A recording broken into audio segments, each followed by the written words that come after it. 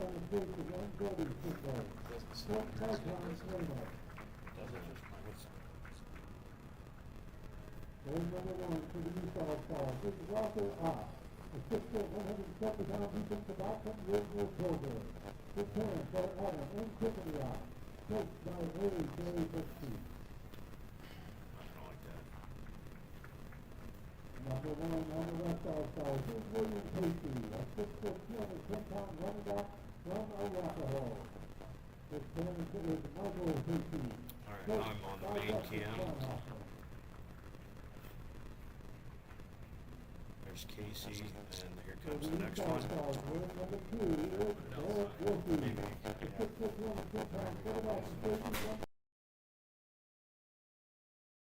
Two.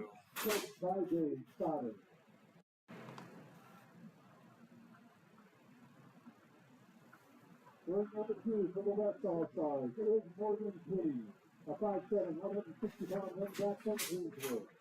Parents are Jamie Kennedy, Kenny, and Simpson, coached in high school by Jesse Owen. If it's making that weird noise, what's... That's, yeah, that might just be that too. Playing for the East All-Stars in number 3 is Jackson King, a 5'11", 185-pound running back and linebacker from Plainview, Public High School. The parents are Cody and Jesse King, coached in high school by Kyle Smith.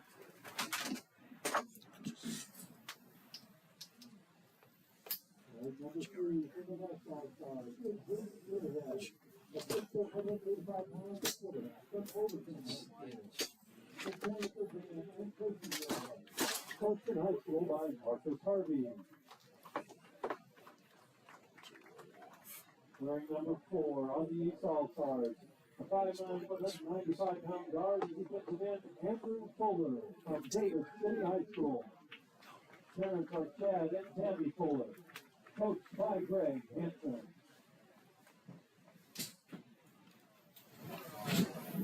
On the West All-Stars, 3'4" is Nate Swartzman. Fullback, the number 6'1", 125-pound St. Mary. The parents are Chad and Jackie Rosenthal, coached in high school by Kenny Allen. Number 5 on the East All-Stars is Carter Lingenfelter, 6'1", 165-pound quarterback from Plainview, Public High School. He's the son of Kevin and Kelly Lingenfelter, coached by Kyle Smith. Wearing number 5 on the West All-Stars is Brady Kelly, a 6'4" linebacker from Central Valley High School. He's the son of Christy Borges and John Kelly, coached by Chip Bartlett. Number 6 on the East All-Stars is James Bennett, a 5'11", 175-pound wide receiver from Sutton High School. He's the son of Christy and Wendy Bennett, coached by Steve Reynolds. Over on the East All-Stars, wearing number 6 is Spencer Devine, a 5'9", 160-pound defensive end from Fullerton High School. He's the son of Tony and Jennifer Devine, coached by Brandon Siegel. Number 7 on the East All-Stars is Henry Levine, the 5'10", 165-pound quarterback and punter from Davis City High School. The parents are Brian and Lisa Levine, coached by Greg Hanson. Wearing number 7 on the West All-Stars is Jack Bolt, the 5'9", 175-pound running back and safety from Riverside Public School. He's the son of PJ and Samantha Bolt, coached by Corey Velocity. On the East All-Stars, wearing number 8 is Cole Harmon, the 5'10", 155-pound defensive back from Huntington Newcastle. The parents are Bill and Marla Heine, coached by Rusty Fuller. Wearing number 8 on the West All-Stars is Corey Jones, 5'11", 180-pound running back and linebacker from Maxwell. Parents are Brian and Amanda Jones, coached by Ethan King.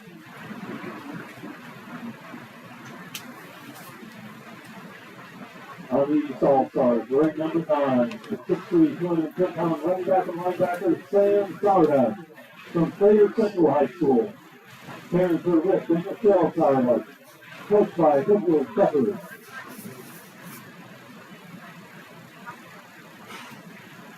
On the West All-Stars, wearing number 11, quarterback Stephen Shaw, 6'2", 205 pounds out of Sandy Creek High School. Parents for Brian and Julie Shaw. Coached by Andrew Suda.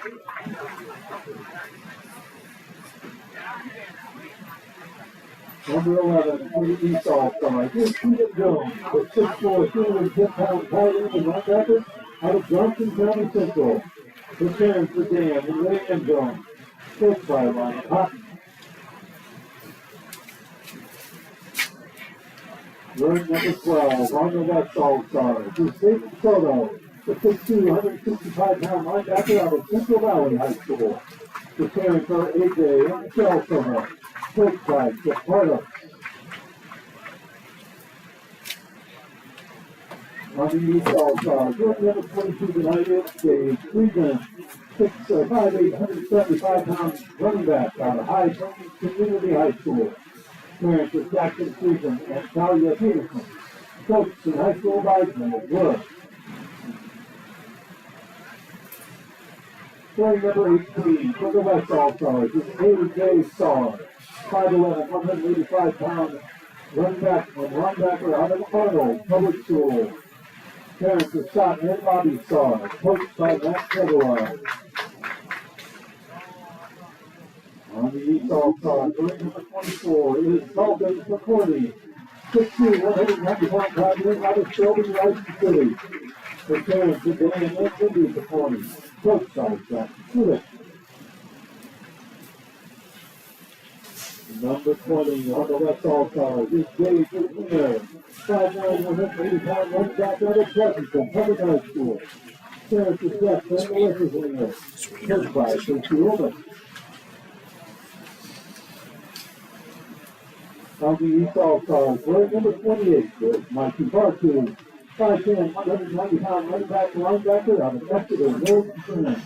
Parents are Dean and Lisa Bartu. Coached by Corey Collins and Jim Pfeiffer. That's tough. Wearing number 22 for the West All-Stars is Oscar Bolt, 6'4", 180-pound linebacker out of Perkins County High School. Parents are Ryan Bolt and Andy Bolt. Coached by Brendan Dyer.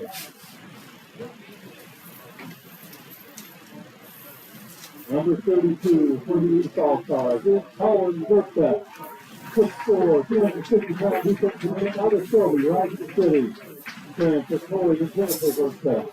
Coached by Jack Kudik. Number 32 for the West All-Stars is Pete Steele, a 6'4", 200-pound defensive end offensive guard from Summerland. The starters The too. parents are Chris and Lee Steele. I think we're good with it. Coached by Tom Stringer. I'll cue it up probably, right? Number 35 on the East All-Stars is Wyatt Trent, 5'11", 195-pound running back and linebacker out of Stockton. Parents are Chad and Vicky Trent. Coached by Tom Allen. On the West All-Stars tonight, we're at number 34, Hudson Hopkins, 5'8", 160-pound running back and defensive back out of Boys County School. His parents are Mike and Jackie Hopkins. Coached by Mike Hopkins. Wearing number 58 for the East All-Stars, Giovanni Lopez, 6', 300-pound offensive lineman, defensive lineman out of Lord Central Catholic High School. Parents are Luis Caputo Lopez, coached by John Moore.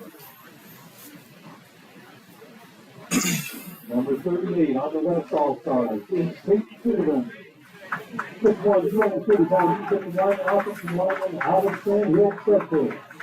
The parents are Matt and Lee Cinnamon, coached by Tyson Cox. For the East All-Stars, wearing number 62 is Andrew Cook, 6'6", 250-pound offensive lineman from Arkansas Catholic High School. Parents are Dwayne and Lindsay Cook, coached by Eric Kessler. Number 40 on the West All-Stars is Logan Dotson. 6'2", 220-pound tight end defensive end from North Park in Veterans High School. Return to Kevin Anthony Dotson. Coached by John Dotson. Does that sound? On the East All-Stars, wearing number 68 is Jacob Cruz. 6'3", 195-pound defensive end from Exeter Northern Twins. Parents are Randy and Lori Cruz. Coached by Lori Collins. Number 44 on the West All-Stars is James Salt. 5'10", 195-pound tight end at defensive end from Riverside Public School. Parents are Joel and Lee Salt. Coached by Cody Walker. On the East All-Stars, number 72 is Alan Moss. 6'3", 300-pound offensive lineman from Lions, Decatur Northeast. Parents are Megan Moss, Miss Travis Moss. Coached in high school by Ryan Miller. Wearing number 54 for the West All-Stars is Brody Shopkey. 6'1", 220-pound center and defensive end from Elm Creek. His parents are John and Jennifer Shopkey. Coached by George Schwartz. For the East All-Stars, wearing number 75 is Jared Gavin, an offensive lineman at 6'2", 210 pounds from Johnson Broad High School. Parents are Greg and Don Perriott. Coached by Mike Nielsen. On the West All-Stars, wearing number 55 is Hunter Devlin. 6'5", 235-pound defensive end from Sandy Creek High School. The parents are Ron and Rachel Devlin. Coached by Rutula.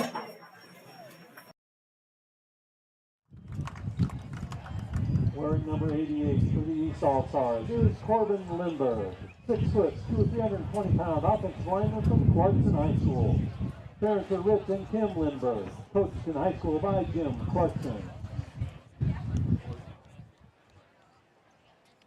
For the West All-Stars, wearing number 82 is Draven Sook. 6'5", 230-pound offensive guard from Kennesaw. He's the son of Jaron and Lindsay Sook. Coached by Craig Sitzler. For the East All-Stars, wearing number 93, Mapu Kutunen. 6', 305-pound offensive lineman, defensive lineman from McCool Junction High School. Parents are Terry and Lisa Johnson. Coached by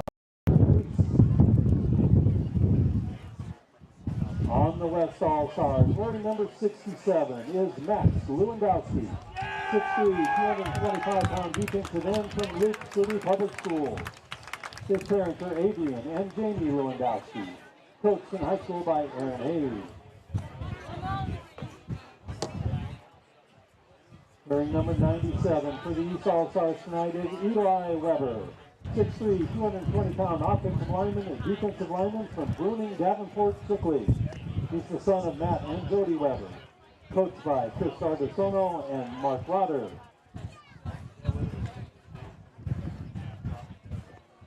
Number 68 for the West All-Stars is Gavin Norris, a 5'11", 205-pound defensive end out of Loomis.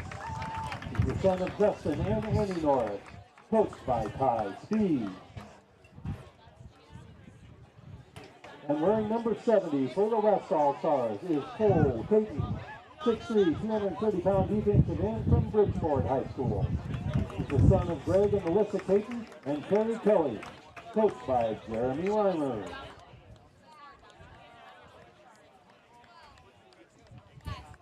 And now for the coaching staff for tonight's ball game. First of all, the assistant coaches for the East All-Stars. Mike Johnson from Hartington, Newcastle, along with his fiancée, Janelle Becker.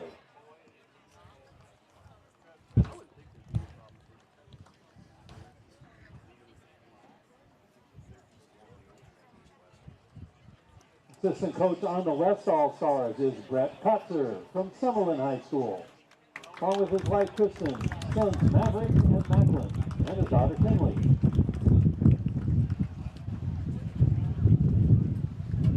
Assistant coaching tonight for the East All-Stars is Zach Kubik from Chevy Rising City, along with his wife Carol, daughter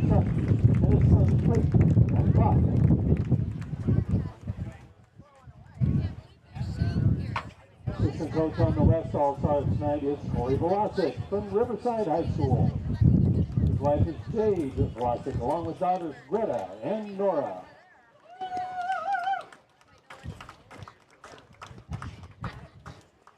Assistant coach on the East All-Stars is Jared Wise from McCool Junction, along with his wife Melanie, sons Jameson and Judson.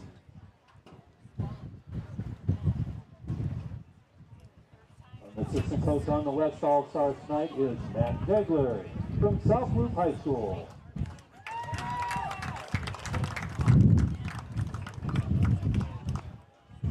And the head coaches for tonight's football game for the East All-Stars, the head coaches Rusty Fuller from Hartington, Newcastle, along with his wife Abby, daughter Maddie, and sons Luke and Dash.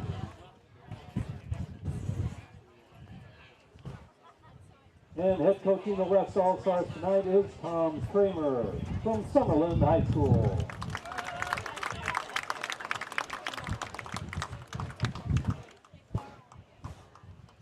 Ladies and gentlemen, the players and coaches for tonight's 48th annual Nebraska 8-man All-Star Football Game.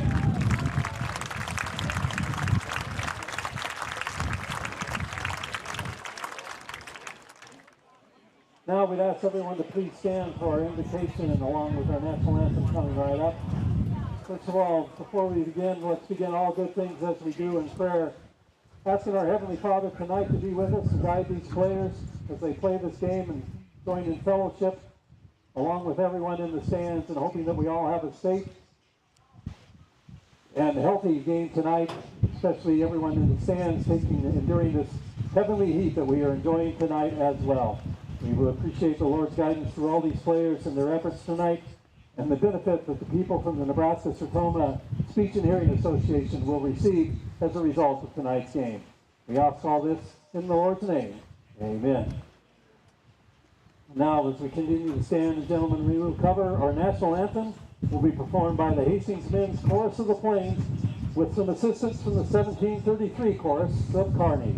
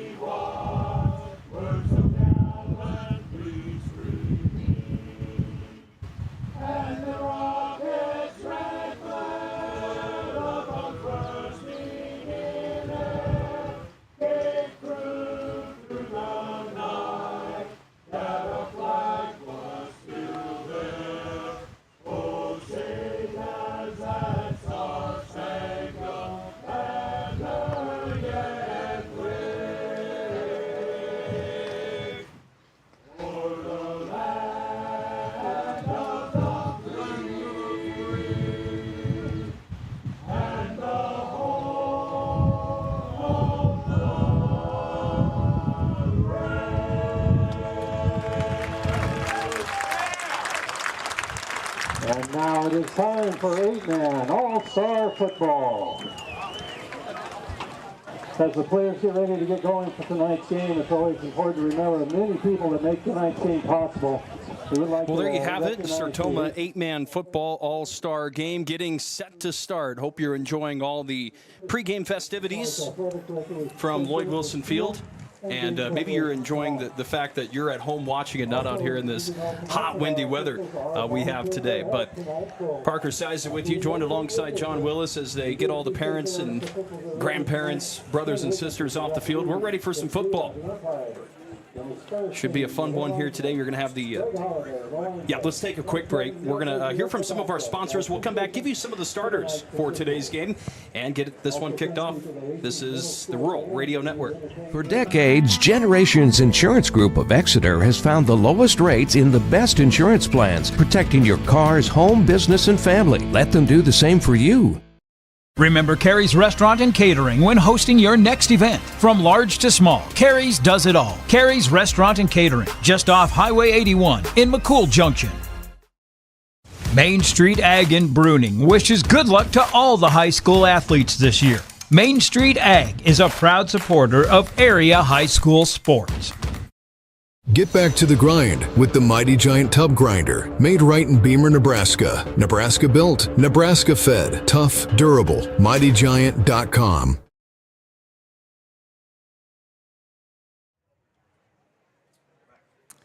Coin toss happening right now on the field.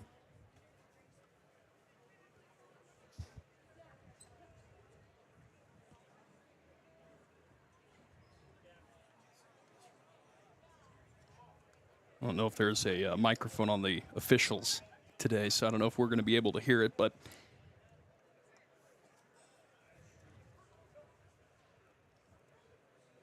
the West All-Star team in those green jerseys right there, yellow letters. That's the thing that I like about this, John. The jerseys are pretty cool, and what's also cool is the guys get to keep them as well when they're done. Nice little gift. Yeah, a lot of those. A lot of these 8-man schools not used to having their names on the back, and so getting to have a jersey like that is always a pretty cool thing. And I know they're excited, and good group of captains from each team as well. Part of some really good teams. You had 2 captains from Stanton as well on the East team. Arapahoe represented along with Sandy Creek, Central Valley, and Sandy Creek again. They're on the West team as well. Yeah. Anybody you have your eye on? I mean, it's hard. You mentioned the Stanton guys. You got Barrett Wilkie and Becker Pullman, 2 guys over 5,000 yards rushing in their career. Pretty incredible for 2 guys to do that on the same team. So they'll be a fun team to watch there on the East side. Anybody else you have your eye on? No, especially on that East team, you look at what those 2 were able to do in their time. They were 44-4 total record-wise in their 4 years. But I think you have to look as well as the big D lineman, Mapu Kuchinen, and he was really good over his couple years at McCool Junction. Then on the West team, you want to look at the O-line, the D-line, the guys that make it happen, but you have to look at Sandy Creek quarterback Ethan Shaw, who was just awesome this last year and throughout his entire career. A guy who could throw the ball and run it pretty well. Almost 1,700 rushing yards this season. 2,000 passing yards as well. All right, the West team is going to kick off to the East team. We're going to get through the starting lineups once we get started here on offense, but you're going to see the East team working from left to right or toward the south end zone. They're going against the wind here to start us off, and I figured we would have the ball blow off the tee, too. That's almost a given. Yeah, it'll be interesting to see how this is played, because even if you have the help of the wind, you might overthrow guys then as a quarterback, just trying to figure out how to play with this wind. It's going to be interesting to see how both teams handle it. All-State kicker Caden Zunivern kicks it off and into the end zone for a touchback. So that's how we'll start this off here for the East All-Stars, who will begin with the football first. Let's go through their starting lineups. If we've got those ready to go, the East All-Star offense for us. Yeah, Becker Pullman begins us there. He's the running back from Stanton. And then they've got Barrett Wilkie, 2 Stanton guys right there. He's going to be the quarterback. Almost 2,800 yards, 2,900 yards passing for him this season. Andrew Fuller out of David City. Well, there you go as we get set here for the first down and 10 play. Run here to the right side, left side, pardon. Not much, like a hit in the backfield right there. Still at the 20, no gain on the play. Yeah, Oscar Bolt did a nice job out of Perkins County, kind of from his middle linebacker position, filled the gap pretty well, and you could really see this game being won at the trenches. I love what they're doing, though, here out of the gates. You know, Stanton and Barrett Wilkie so used to running that I formation. They're just playing to their strengths right now. Absolutely. East team coached by Rusty Fuller out of Hartington, Newcastle. Another good run here, or another good stop here to the right side this time with the run. Doesn't get much. It'll be third down. Yeah, that's Bolt from Perkins County. 2 straight plays where he has just read the play really well.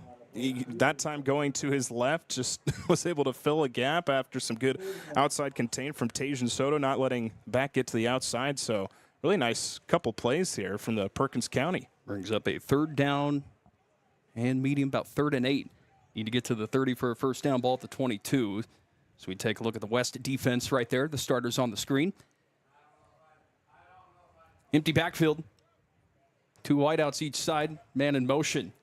As we're going to have Wilkie keep it. And a tackle made. I think that was 70, right? Caton out of Bridgeport. Yeah, not a whole lot of panhandle representation in this game, but the one time so far he was able to make a play. That's a really speedy and really great runner in Barrett Wilkie. You've seen Becker Pullman and him do that play so many times, and that was just a great read by Caton. He had 64 tackles this past year, played in the West Nebraska All-Star game as well, and he made a play there. So 4th down and 9. Punt to start us off here.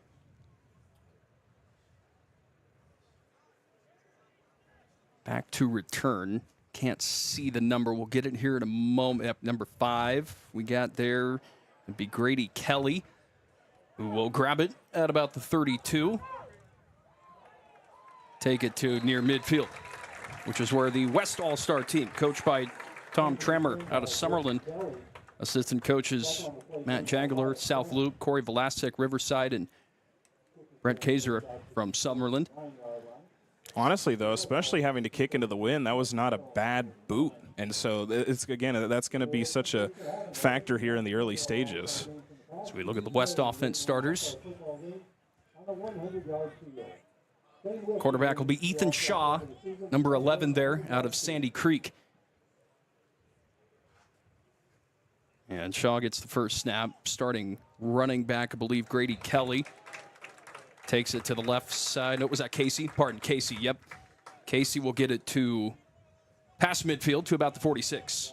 Yeah, I think we're going to see a lot of kind of that option read for Shaw and Casey, because obviously Shaw is such a great runner, but then you get Will Casey out of Arapahoe, who had a fantastic 4-year career.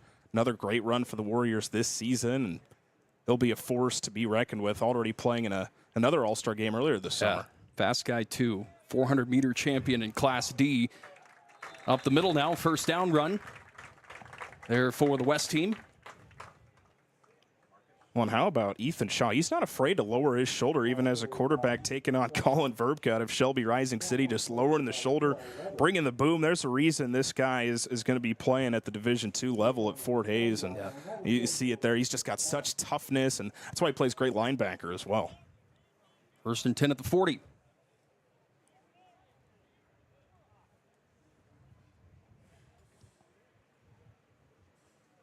Shotgun is Shaw.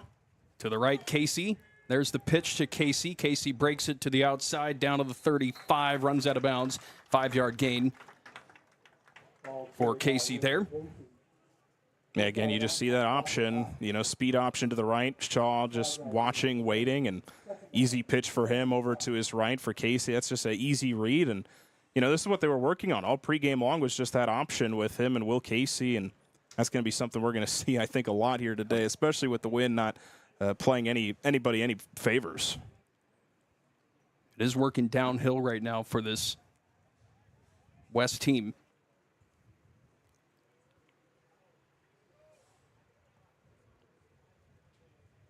In the backfield is Shaw. Snap, he's going to keep it himself. Got some players coming up the middle there through the gaps. Stop him behind the line of scrimmage for what will be a 3rd and about 7. And I think one of the first guys there was Dalton Picorni, and he made a really nice read. That really good player out of Shelby Rising City. That time I think they knew what the West All-Star team wanted to do, and sooner or later they're going to figure it out, and the West is going to have to maybe adjust here a little bit. Picorni and Shelby Rising City, couple members of the Shelby Rising City team on there. Also Colin Verbka. So we have a 3rd down and medium here, 3rd and 6. Shaw, the snap, run left side. Trying to follow the blockers, but he gets taken down short of the first down line. We're going to have a 4th down coming up, maybe territory where just might as well try and go for it. We'll see what Coach Trammer wants to do. But 4th down and medium. Yeah, really good tackle, though, an outside contain from Jackson King from Plainview, just making sure that, that's the kind of play that you just can't let him get around you. And Shaw's done that to so many players throughout his time playing with Sandy Creek, and I thought that was a really nice play defensively by King, and they will go for it. Not a big surprise here, I don't think. Why not? Casey, the running back in the backfield. 2 wideouts set to the right side. Shaw rolls right, throws up the middle, pass caught by, that is Dotson from North Platte St. Patrick's. Far side gets into the end zone. Yeah, go ahead. No, just really nice slant pattern over the middle, and look at the whole team celebration. You know, you talk to guys throughout the week. You know, sometimes you think these all-star games are, you know, it's a fun week, kind of laid back. No, these guys want to win. Yeah. And so you see the passion, and that was a really nice throw there on the run, especially under some pressure as well. Dotson, the Fort Hays State commit. Touchdown pass there from Ethan Shaw. Shaw, who had 30 touchdown passes for Sandy Creek this year. It's his first one here of this game. It's 6-0, and we'll see the 2-point conversion. Yeah, I'd say 1 out of 1 for 34 yards and a score is a pretty good start to the game. Yep. Now we'll see how they want to throw the football when they're going the other way to the north end zone. Going to the south end zone may be a little easier today. 2-point conversion here. Shaw runs it right side, powers his way into the end zone for the 2-point conversion. By the way, Red Zone sponsor, forgot to mention this. Cubbies of Shelby, sponsors of the Red Zone.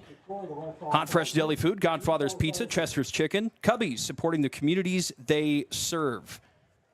We'll take a break, 8-0. West All-Stars, 6:12 to go in the first quarter. Back after this on the Rural Radio Network. Milligan Insurance Agency wishes good luck to all area athletes. For crop, farm, home, and auto insurance, please call us at Milligan Insurance Agency, 402-629-4531.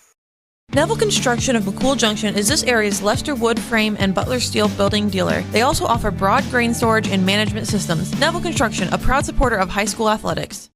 Norder Supply is your full-service agronomy partner for seed, crop protection, crop nutrients, and custom application. And they are a proud supporter of high school athletes.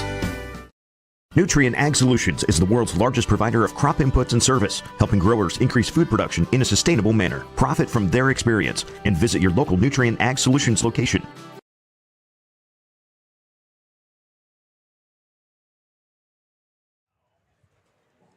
Welcome back to Lloyd Wilson Field here at Hastings College. 48th annual Sertoma 8-man All-Star Classic. West team right down the field. Ethan Shaw with that 34-yard touchdown pass to Logan Dotson. Yeah, no, just a really impressive play. You know, North Platte St. Patrick's is kind of known a little bit more for spreading the ball out. They do throw the ball a little bit more, and so Dodson kind of used to that wide receiver game, but they were able to establish pretty good running game. Casey had a couple nice carries there on that first drive. Ethan Shaw was able to get some things going, but when you run it, keep showing that speed option to the right, left, back and forth, and then you whip out a 34-yard touchdown pass, really keeps the defense on its toes. Definitely opens it up for you in the playbook. So the East team will get the ball back after we kick this off. I'd like to send a real quick shout out to all of our sponsors here. We have around 20 over 20 from around Nebraska sponsoring the content here on the Rural Radio Network.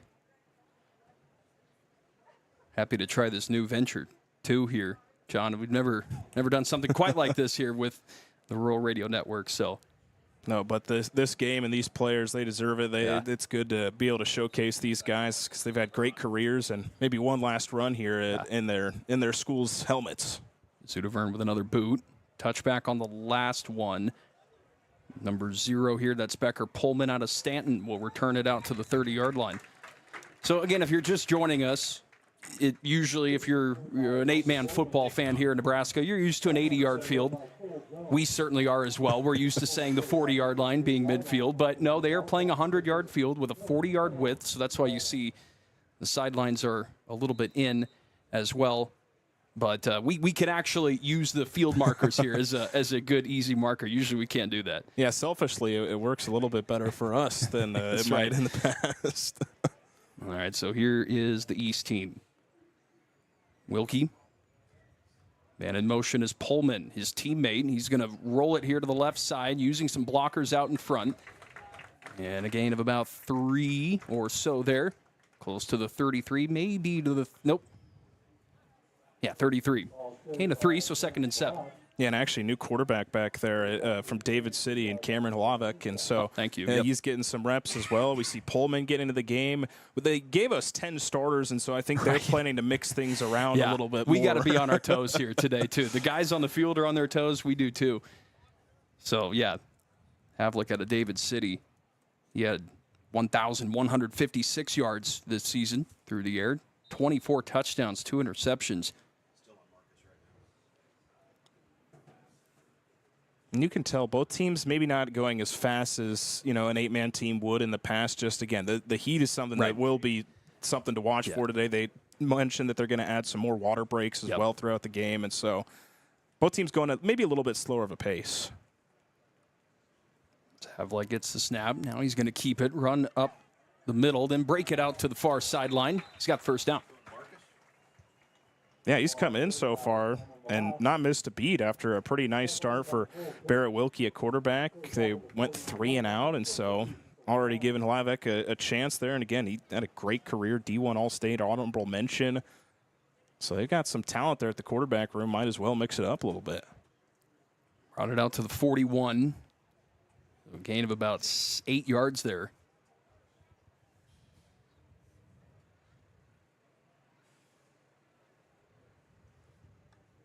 Empty backfield again. Havlik gets the snap. He'll roll to the right side and looked like the edge rush right there.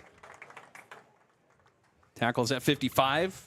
Yeah, that's Hudson Devlin. He's captain out of Sandy Creek, and he's playing on the field where he's going to be playing here pretty soon in the fall. I'm guessing they're getting workouts started soon for Hastings College, and so I'm sure he'd like to ball out on his future field. Yeah, future commit here. He's probably just want to tell him, hey, why don't you stick around? We can, a couple more months and we'll start. But Sandy Creek, not too far away there. Fairfield, Nebraska, maybe 20 minutes, 25 minutes. Yeah, something like that. So we're going to have a 2nd down and 13. Just over 4 minutes to go here in the first quarter. Havlik again. This time gets back close to the original line of scrimmage. Out to the 41. Just passed it, bringing up a 3rd down and 9. Yeah, they're running a lot of that option kind of jet sweep play right now with Becker Pullman out of Stanton. So far, they haven't really given the ball to Pullman, but Hlavik able to kind of get the yards back that he missed there. Already 4 carries for him on this first drive that he's played. Longest run so far, 8 yards on that run for Havlik. 3rd down and about 9. Going to go to the air this time, throw near side. That's Sam Sourdike out of Thayer Central, who tries to run up the sideline. There's a penalty flag on the play. Yeah, this would be in the spot where you would think holding, and that's exactly what it will be. And sometimes on those little screen routes to any side, you'll see that before the ball gets released, and it's exactly what we saw that time for the East All-Stars. So we'll move them back here to out the 36.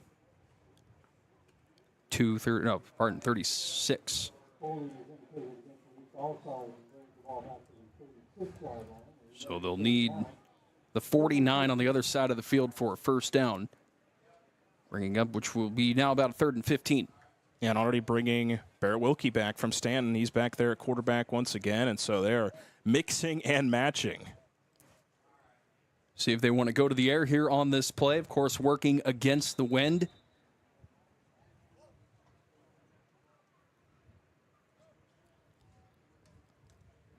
Wilkie gets the snap. In some trouble. Rolling out far side. Almost tripped up in the backfield. And he won't get to the first down. Gain of about 4 there as Caton out of Bridgeport was in chase. Forced Pullman out of the pocket, or forced Wilkie out of the pocket. And it'll be 4th down and 11. So another punt coming up here for the East team. Yeah, and I know that Caton didn't make the tackle, but he slowed him down. I think he just was able to get a little bit of a trip up there on Barrett Wilkie. And so give credit to Caton. He's looked good so far out there at that kind of D-tackle spot. So back to punt. Number 9 there. So I was trying to find Sourdike will punt it away, it looks like, there for Thayer Central. Jack Molt of Riverside back to return. Molt speedy, running back. And, you've got a fake? No, almost. Punt bounces here at the 32. They're going to down, it looks like, at about the 34-yard line. You see that a lot, though, especially because in 8-man football, usually your punter is your most athletic guy that you have, your best running back. Usually the quarterback, right? Yeah. Yep. And so, I saw it a lot with Arapahoe this last year where they'd have Will Casey back there and just kind of roll him out to his right. If he saw a lane, he would just take off. If not, he'd boot it away. And so I think that's what they were looking for right there for the East All-Stars. Again, about 2:51 left here. We're a little ahead on the stream here if you're watching on the scoreboard below, but I let it catch up. So now run here the left side of the line of scrimmage. Yeah, that was Molt again. He'll get about 3, bringing up a 2nd and 8. And they're just running the football pretty efficiently so far here throughout the first quarter. 6 carries so far, 22 yards. That's a pretty efficient number, and Casey's been getting a lot of them here in that first quarter. Interested to see how it may change after the second quarter when they switch end zones. See if the East team can have some fun running downhill. Here's another nice run. 9-yard gain there for Ethan Shaw. Taking it right up the middle, following those blockers. A couple back-to-back nice runs. Again, all it has been so far with this running game has been kind of that option, whether it's speed option or read option with Ethan Shaw and Will Casey. Casey played plenty of option football, and Shaw did as well in his time at Sandy Creek. And so just playing to the strengths of your guys. Brings up 3rd down and short.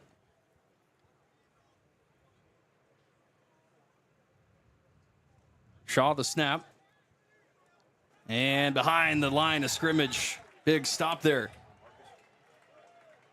Number 24, is that Picorni? Yeah, Dalton Picorni making a really nice read there. He's been flying over the field, and he had a great career, 290 career tackles, 124 as a senior, and heading off to Northeast Community College, and had a great career at Shelby. They had a pretty nice run. They did. Knocked off Arapahoe there in the quarterfinals. And so I love the connections, too. That has to be an added fuel, is that a lot of these guys are probably playing players from teams that either knocked them out or they knocked them out of the playoffs. They get to relive the memories all week long or talk about, hey, you remember that hit you had on me? Yeah. So 4th down here. By the way, I want to say, big hit on that last play. Hits of this game brought to you by Stutzman Interiors in Chickley. Call them at 402-627-4745. Here's a 4th down play. Shaw back to throw. He's going to loft one up into the air. He's got a man out there, but too far in front of, that'd be Alex Schindler out of Summerlin, the intended receiver. Incomplete. And so a turnover on downs with 29 seconds to go. Again, we're a little bit off on the street. Sorry, Eric's looking at me like, come on, don't blow my cover. Yeah, about 29 seconds. Well, and I think let it roll down. But I think the wind kind of hurt that as well. Just pushed it a little bit farther than Schindler would have wanted there out of Summerlin. But he had a great year, 813 receiving yards this year, 13 receiving touchdowns. He's a great receiver with Summerlin this year. So let's see if the East team can get some momentum for the end of the quarter. Up the middle. Did not see that running back here. If he pops out, we'll get him. That's 28 there. Bartu out of EMF. Bobcat.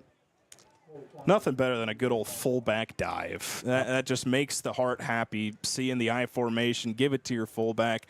Sometimes when you need a little momentum offensively, that's exactly what you do. You just give it to your fullback, let him lower the shoulder, get you some tough yards, and he got 6 that time.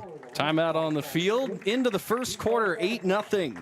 West All-Stars over the East All-Stars. We'll take a break. Second quarter coming up next on the Roll Radio Network. Pizza Hut's Ultimate Hut Bundle. 2 medium pizzas, 8 wings, breadsticks, and 2 sauces. Just $29.99. Order now at Pizza Hut in West Point. Good luck to all area athletes and teams from Premium Ag. Let Premium Ag Sales in Davenport help you with all your channel seed needs. See the channel difference at Premium Ag. RC Pit Stop, your convenience store in Rising City, located right on Highway 92. For beverages, food, and gas, stop at RC Pit Stop in Rising City. From start to finish, Shelby Lumber in Shelby provides you with everything you need for your building projects. Give them a call and let them help you with all your project or building needs.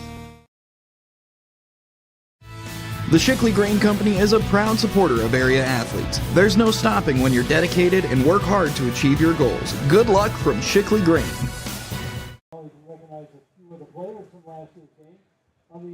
Right now on the field, they're honoring last year's MVPs for both the East and the West All-Star teams. The East All-Star team, most valuable player on the offense was Easton Weber out of EDS, his brother Eli playing, and then Trey Connell out of South Loop was the West All-Star. And then I believe Colton Colson out of Howells Dodge on the defensive side, and then Brecken Erickson of North Platte St. Pat's on the defensive side. So good stuff there. Yeah, good to see them come back, too. You know, they're still with their jerseys and supporting, I'm sure, some of their former teammates who are currently on. Yeah, that's what we talked about a little bit in the open, is just the community of eight-man football and how these guys stay connected even when they're moving on with their lives and their careers. If they bring guys back to be honored for the Hall of Fame. I know I got the chance to talk with Corey Hull of Elwood, who's being honored today at halftime, and just the excitement of getting to relive some of those memories and coming back and seeing everybody. It's just really cool for all the guys involved. Which, by the way, if you're ever in Hastings, inside Lynn Farrell Arena, they have the, I believe they have all the plaques and all of the... The Shickley Grain Company is a proud supporter of area athletes. There's no stopping when you're dedicated and work hard. Quite a little while. But, yeah, you can check all of that out. It's inside Lynn Farrell Arena, just across the parking lot here at Hastings College. Awesome facilities. So he gets ready for the second quarter. 8-0 lead for the West All-Stars, with the East All-Stars now will go with the win toward this north end zone. And they're inside West territory here at the 39-yard line. Yeah, you wonder if that maybe changes the approach, if you let Wilkie throw it a little bit after having over 800 passing yards this year. And so you wonder if they switch it up or if they just keep it on the ground. So Wilkie under center. Fullback, Bartu, again with the carry on second and medium. He'll get the first down. Bring it to about the 33. They didn't really get a lot of action there early in that first quarter, but now they're just feeding them a little bit these last couple carries of 6, now 5, and he's helping just kind of move the sticks here for the East All-Stars, and I think they're just going to keep it rolling with this high formation. Bartu and then Pullman in the backfield. We've got Bartu again. This time here to the 29, 28. Give him about 4 there. And we've got a timeout on the field. Timeouts brought to you by Mighty Giant Tub Grinders by Jones Manufacturing. Get back to the grind with the Mighty Giant Tub Grinder right in Beamer, Nebraska. Nebraska built, Nebraska fed, tough, durable, mightygiant.com. We'll take a break. Come back after this. The Shickley Grain Company is a proud supporter of area athletes. There's no stopping when you're dedicated and work hard to achieve your goals. Good luck from Shickley Grain. Be sure to visit Southeast Valley Irrigation and Pruning for all of your Valley Pivot needs, or call them today, 402-353-6775. Stutzman Interiors in Shickley sells all types of flooring and can brighten your home with new countertops or windows. Call them at 627-4745. Good luck, area athletes. Working with a channel seedman to understand your growing conditions is the best way to select channel products for better yield potential. Call your local channel seedman, Blake Stengel, with Variety Ag in Shickley today.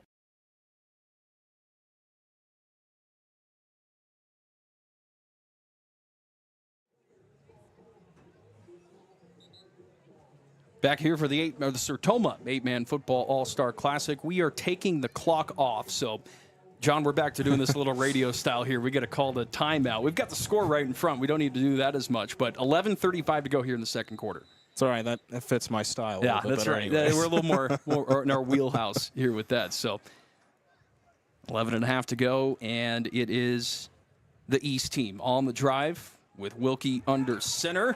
Hand off here to the back. Doesn't get much. That's Sourdike out to the left side.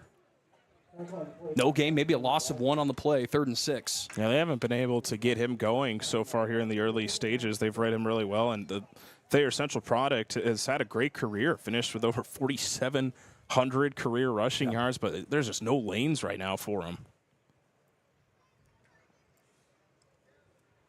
3rd down and 6 from the 29.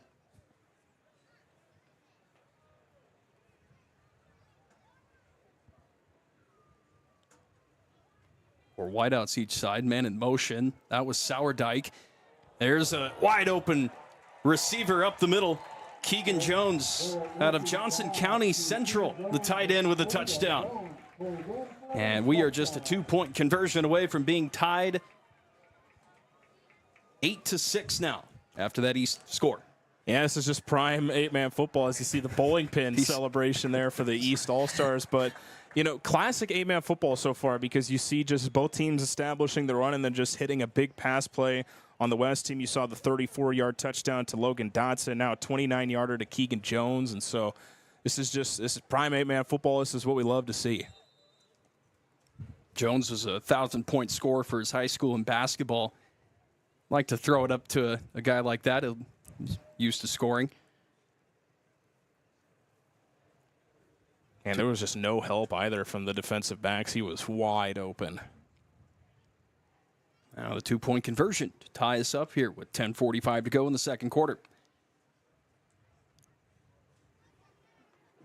Roll to the right side, hit back into the end zone. That is, once again, Keegan Jones. Caught the touchdown, then the 2-point conversion after the roll to the right by Wilkie. Into the end zone, and we're tied at 8. 10:45 to go in the second quarter. More Sertoma 8-man football all-star game action next on the Rural Radio Network. Hey farmers, looking to boost efficiency? Boeck Farm Outfitters has the precision upgrades you need. Connect with them on social media or visit boeckfarmoutfitters.com. This game is brought to you in part by Cubby's with hot and fresh deli food, Godfather's Pizza, and Chester's Chicken. Cubby's, supporting the communities they serve. Farmers and Merchants Bank in downtown Milligan wishes another successful sports season to all area athletes. Good luck from Farmers and Merchants Bank, member FDIC. Fortify Group, helping people fortify their lives and safeguarding their futures with insurance and real estate results. Now serving Thayer and Nuckolls counties with a new Fortify office in Davenport.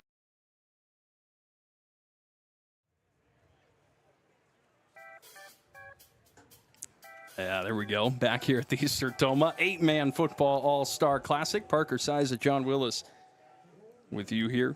Tied up at 8 apiece. 2 touchdown passes by both of these teams, and both going toward this north end zone. Maybe a theme as we go through the rest of this game here today. A lot of teams may score on that north side than the south side. Yeah, you'd expect so just because of how the wind is playing, and just helps out your quarterbacks, helps out your punting game. Not that, you know, there's usually a whole lot of punting in an all-star game, but when you are needing to send your kicker out there. So Sourdike will punt, or will kick this one off for the East team. One of the guys back to return there was Jack Molt. Tried to chase that down, but it goes into the end zone for a touchback. And the West team had a pretty good time in the first quarter going toward that end zone with that 34-yard touchdown pass. Now we'll see how they work against the wind here. And see, did we have Shaw come back out? I see number 11. So, yeah, there's Shaw. So, back out here for another series. Yeah, it'll be interesting, though, are changing things up from a running back perspective, though. It looks like Grady Kelly's out there in the backfield with them. State champion running back with Central Valley. And he'll run it here to the right side. Out to the 21, maybe 20 and a half. 10:30 to go here in the second quarter. Well, the West was able to run at will in that first quarter, at least in the first part of the first quarter, but these teams starting to read some things well. I think if you are the West team and head coach Tom Tramer, you got to maybe think about switching things up here a little bit and not just running kind of those option or handoff plays.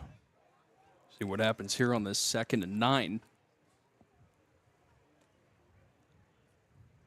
Shaw again.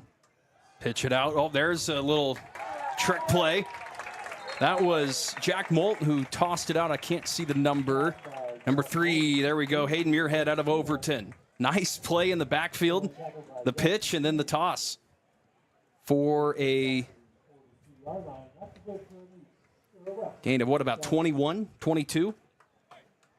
Yeah, how about, though, Hayden Muirhead out of Overton? He was not really a receiver. He was the starting quarterback for Overton this past year, played quarterback in the West Nebraska All-Star game, but makes a nice reception. He's going to be continuing his career at Nebraska Wesleyan for football and track, and what a play there from Hayden.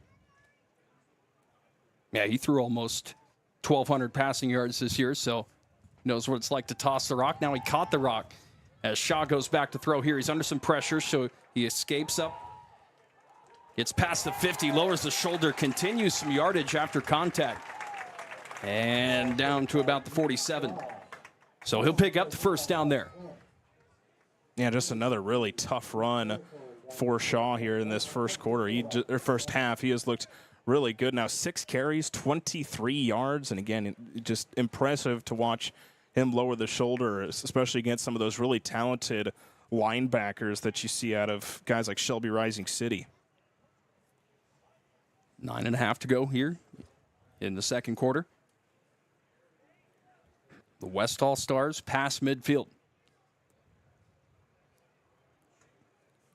Quarterback Shaw with a back in the backfield, handing it off to Grady Kelly. Kelly shakes one tackler, then gets pushed forward as he goes out of bounds. Again, close to the first down line. We'll give 10 there to Kelly. Maybe 9.5. We'll see if they mark him forward. Cole Hymas. Yeah, about 9.5 there, so just short of the first down. Yeah, Hymas out of Hartington Newcastle had a chance there to get him in the backfield, but Kelly is just such a tough guy to bring down and made another really nice run there, and he's starting to get going here as they give him a couple carries. You mentioned earlier he's heading to Morningside. That's a fantastic football program at Northwest Iowa.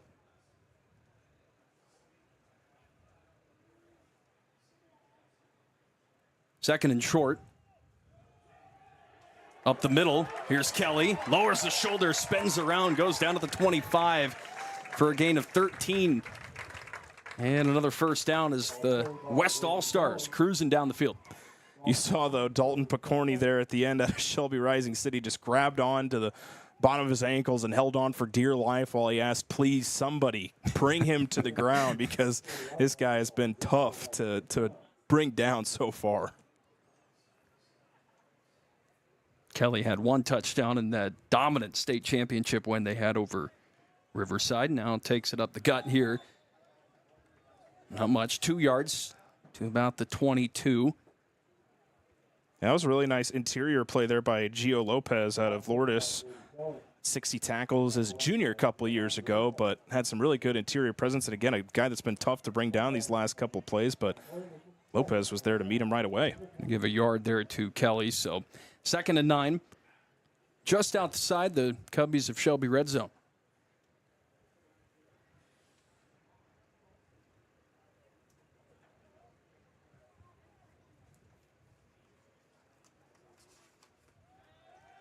Shaw back to throw. Looking far side, lobbing it up there to Molt, and it's incomplete. Some coverage there by Cole Hymas out of Hartington Newcastle. Incomplete, brings up 3rd and 9. Yeah, that was just a jump ball that time, giving your guy a chance. But Hymas, a guy who had 9 career interception in his time at Hartington Newcastle, he knows how to play those 50-50 jump balls. Wasn't able to get the pick that time, but played it really well defensively, batted it to the ground. No chance for 6 there for the West All-Stars. Now another 3rd down with 7:34 to go in the second quarter. All at the 23.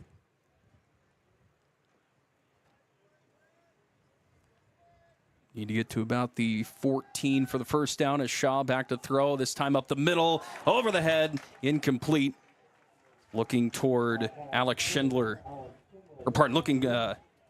Alex Schindler there, incomplete. So 4th and 9. That's a couple deep balls to Schindler that have just been a little bit off. That time it hit him in the hands a little bit more, but Shaw even throwing into the wind is still overthrew it him a little bit. Yeah. But see what they do here. It's long yardage, 4th and 9. Yeah, they're going to take field goal out of the equation. They're going to go for it. See what they draw up here with Shaw. Yeah, especially with the wind not helping them out. Pretty easy decision here for the West. 2 on the left side, and Shaw rolls that way, lobs it up, and that's picked off in the end zone by the East All-Stars. That was Hymas. Mentioned earlier, John, he had 9 picks his career. Gets one here in the All-Star game. Yeah, that was just, again, kind of another jump ball. This time Hymas is able to come down with it in the end zone. He's got really good ball skills, again, for a defensive back. And, most of these guys playing both ways. And so, he knows how to play that receiver position, too. And so that probably helps him out. And he made a couple great defensive plays there in that possession. And those 2 passes that Hymas defended, both of them, Molt was the receiver. So the East team takes it back over 1st and 10 at their own 20-yard line with 7:22 to go in the second quarter. And we've got Wilkie back under center. Now he's going to work it here near side. Run out of bounds, forced out of bounds by a couple of West All-Stars. Yeah, Cole Jones from Maxwell, pretty good pursuit there on the outside. That was just a pretty interesting play there, running out of the I formation, turning that into just a kind of quarterback 360 as he took it himself, but able to get some decent yardage out of it. 4 yards there, so 2nd and 6 with the ball at the 24. Bartu and Pullman. No, pardon, that's Sourdike and Pullman. Here's the pitch. Pullman now, right side run. And the Chadron State football commit will bring it out to close to the 28, about 4 yards there. Yeah, Pullman, a guy who hasn't gotten a lot of carries here in the early goings, and for a guy that has over 5,000 career rushing yards, 91 rushing touchdowns, it's been interesting, but I'd expect them to get him more and more involved as the game goes on. Having 2 5,000-yard rushers at the same school throughout their 4 years is very impressive. They capped it off with one of the better state championship games we've seen, that Sandy Creek Stanton game, 44-42. The final score is Wilkie tries to take it here to the left side and hit low there by Hudson Hoffman out of Boyd County. Still short of the first down, so it's 4th and 1. Yeah, that's just a fantastic open field tackle that time from the linebacker. Just 5'8", but got low, made a really nice tackle against an athletic Wilkie, and impressive play out of Hudson Hoffman, who's got 365 career tackles. So 4th and 1. May see a pooch here or a fake. We'll see. Oh, but Sourdike's going to go deep back to punt. So, yeah, but the West isn't even sending anybody back to return. So Sourdike boots it away. Nice punt with the wind. Oh, boy. This is going to be really good. Inside the 5. Down to about the 3. Sam Sourdike, nice strike right there. Well, that's the dangerous game you play, not sending a return man back, especially when you have 25-mile-per-hour winds gusting to 40, 45, pushing that ball. And just a fantastic punt, taking advantage of the circumstances. And West team's going to have the length of the field to go and not a normal 8-man length. No. They've got to go the length, field. Right. It's always a useful tool for kickers and punters, when they're with windy conditions, them adjusting to that, how much less they have to take off if they've got a 25-mile-per-hour wind behind them. He dialed that up perfectly, got it inside the 5-yard line. So 1st and 10 for the West team. 5:33 to go in the first half. Run up the middle. I believe that was Shaw again. And he'll get to the 6, maybe 7. Say the 6 for a gain of about 3 yards, second down and 7. Yeah, he's just been that workhorse so far. Already 7 carries here in the first half for the West All-Stars, and why not? He's been so good at Sandy Creek, but they're going to keep doing what works for them, and what has worked for them has been running the football, and so they're not going to change anything up, keep running that option game with Ethan Shaw and Will Casey right now back there in the backfield, but they've switched around a little bit these last couple of drives.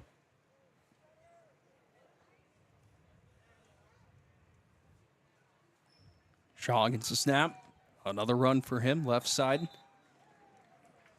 Not much. Tough to see who got the stop there right into the crowd of players, but we'll bring up a third down. Yeah, again, just really good interior push. You know, you look at the defensive line and the guys that the East All-Star team just has down there with guys like Eli Weber and Mapu Kachinen, and so it's going to be tough to run the football right up the middle. Yep. They're down at 6 now from the 7.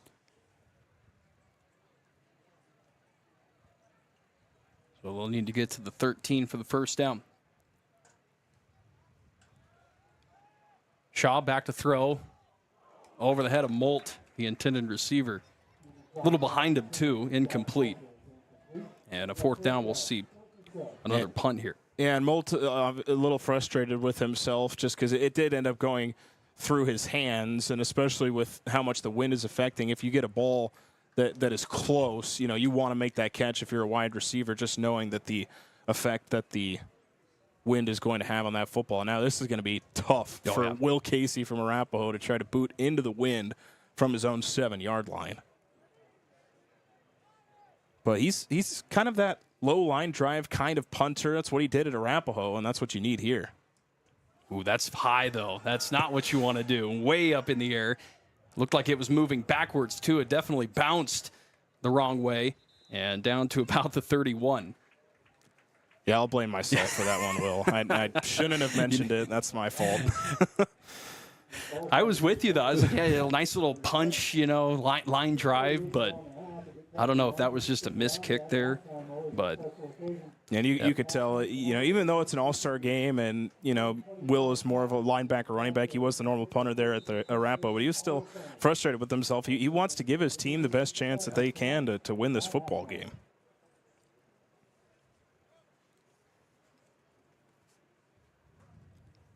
So it's the East taking it over in good territory. And that is a Stanton special right there. Just that quarterback sneak up the middle. I remember when they played Arapahoe 2 years ago in the playoffs, and it was just so frustrating for the Arapahoe defense because you know what they're going to do. They're going to run it up the football off that quarterback sneak, and they're going to get 6 to 7 on it every play. And there's nothing really that anybody has been able to figure out to do about it. That's how those two got 5,000 for their 4 years. We have here Havlik, I believe. Yep, he got in some trouble there. It was pushed backward. Tried to take it to the left side. Yeah, they wrote that. Or Cameron Havlik out of David City, the quarterback there. Loss of about a yard. Yeah, really good. Just outside contain there from A.J. Starr out of South Loop. Had 145 tackles this past year and just read it perfectly. There was nowhere that time that they could go. 2:40 to go in the second quarter. Third down and 11 from the 32.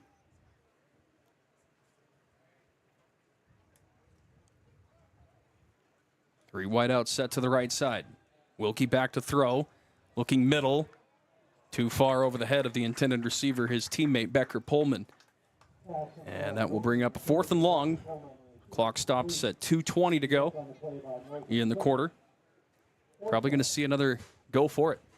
Yeah, I think that's just a play where a couple Stanton guys who have played a lot of football together just said, hey, let's give it a shot here with a little post over the middle. But, again, the pass was a little bit long. The wind not helping as it's pushing the ball further on. So these quarterbacks are having to adjust, hey, how do I throw when the wind is helping me? How do I throw it when the wind is against me? It's adjustments that are having to be made in game. Timeout on the field here, called by the offense. Timeout's brought to you by Mighty Giant Tub Grinders, by Jones Manufacturing, Get back to the grind with the Mighty Giant Tub Grinder, made right in Beamer, Nebraska. Nebraska built, Nebraska fed, tough, durable. Find them at mightygiant.com. Back for more after this. For decades, Generations Insurance Group of Exeter has found the lowest rates in the best insurance plans, protecting your cars, home, business, and family. Let them do the same for you. Remember Carrie's Restaurant and Catering when hosting your next event. From large to small, Carrie's does it all. Carrie's Restaurant and Catering, just off Highway 81 in McCool Junction. Main Street Ag in Bruning wishes good luck to all the high school athletes this year. Main Street Ag is a proud supporter of area high school sports. Get back to the grind with the Mighty Giant Tub Grinder, made right in Beamer, Nebraska. Nebraska built, Nebraska fed, tough, durable. MightyGiant.com.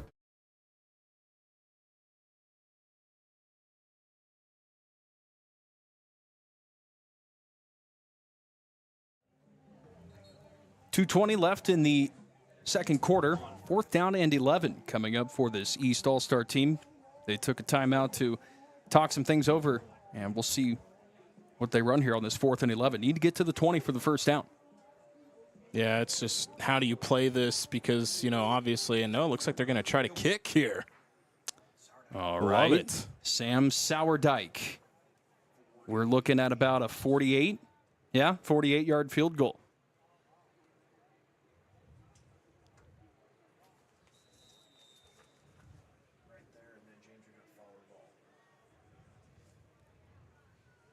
On the hold, it looks like Pullman. Sourdike, long enough. No good, though. I think he pulled it a little bit to the left, but no good. Yeah, again, had it, though. Had the distance, for sure. Yeah, again, you mentioned the distance. It was just got a little bit too much on it, kind of fluttered to the left there at the end. But I love the East All-Stars trying it there because especially when you have the help of the wind, might as well give your guy a chance to try to go and put one through. Would have been a record. Longest field goal in Sertoma 8-man All-Star history. A 41-yarder by Tom Wimoff of Coleridge for the East team back in 2003, but no good there. We almost had the 48-yarder. Interesting to see, though, how aggressive the West All-Star team is. They do have all three of their timeouts. Yeah. Still plenty of time to work with 2:16. Yep. Just over 2 to go. Shaw and the pitch. I didn't see the number there, but going to lose a few. That's number 1, William Casey out of Arapahoe there. And he'll get tackled close to or a little behind the line of scrimmage. So the clock will continue to go. Now we're inside 2 minutes to go in the first half. Yeah, and there's just nothing there on the option play that time, trying to move towards his left. Shaw had to pitch it immediately, and even when Casey caught it, there's just nothing there. They're reading that speed option really well defensively now after it worked the first couple plays in the first quarter. 2nd and 11. We'll see if Shaw goes to the air here. He will after the fake. Molt with a quick catch on the near side, but he goes down almost immediately on the coverage there. Walker Ott, and a timeout again here on the field. Once again, timeouts in this game brought to you by Mighty Giant Tub Grinders, by Jones Manufacturing. Find them at mightygiant.com. Let's take another timeout. Thank our sponsors here of Sertoma 8-man football coverage on the Rural Radio Network.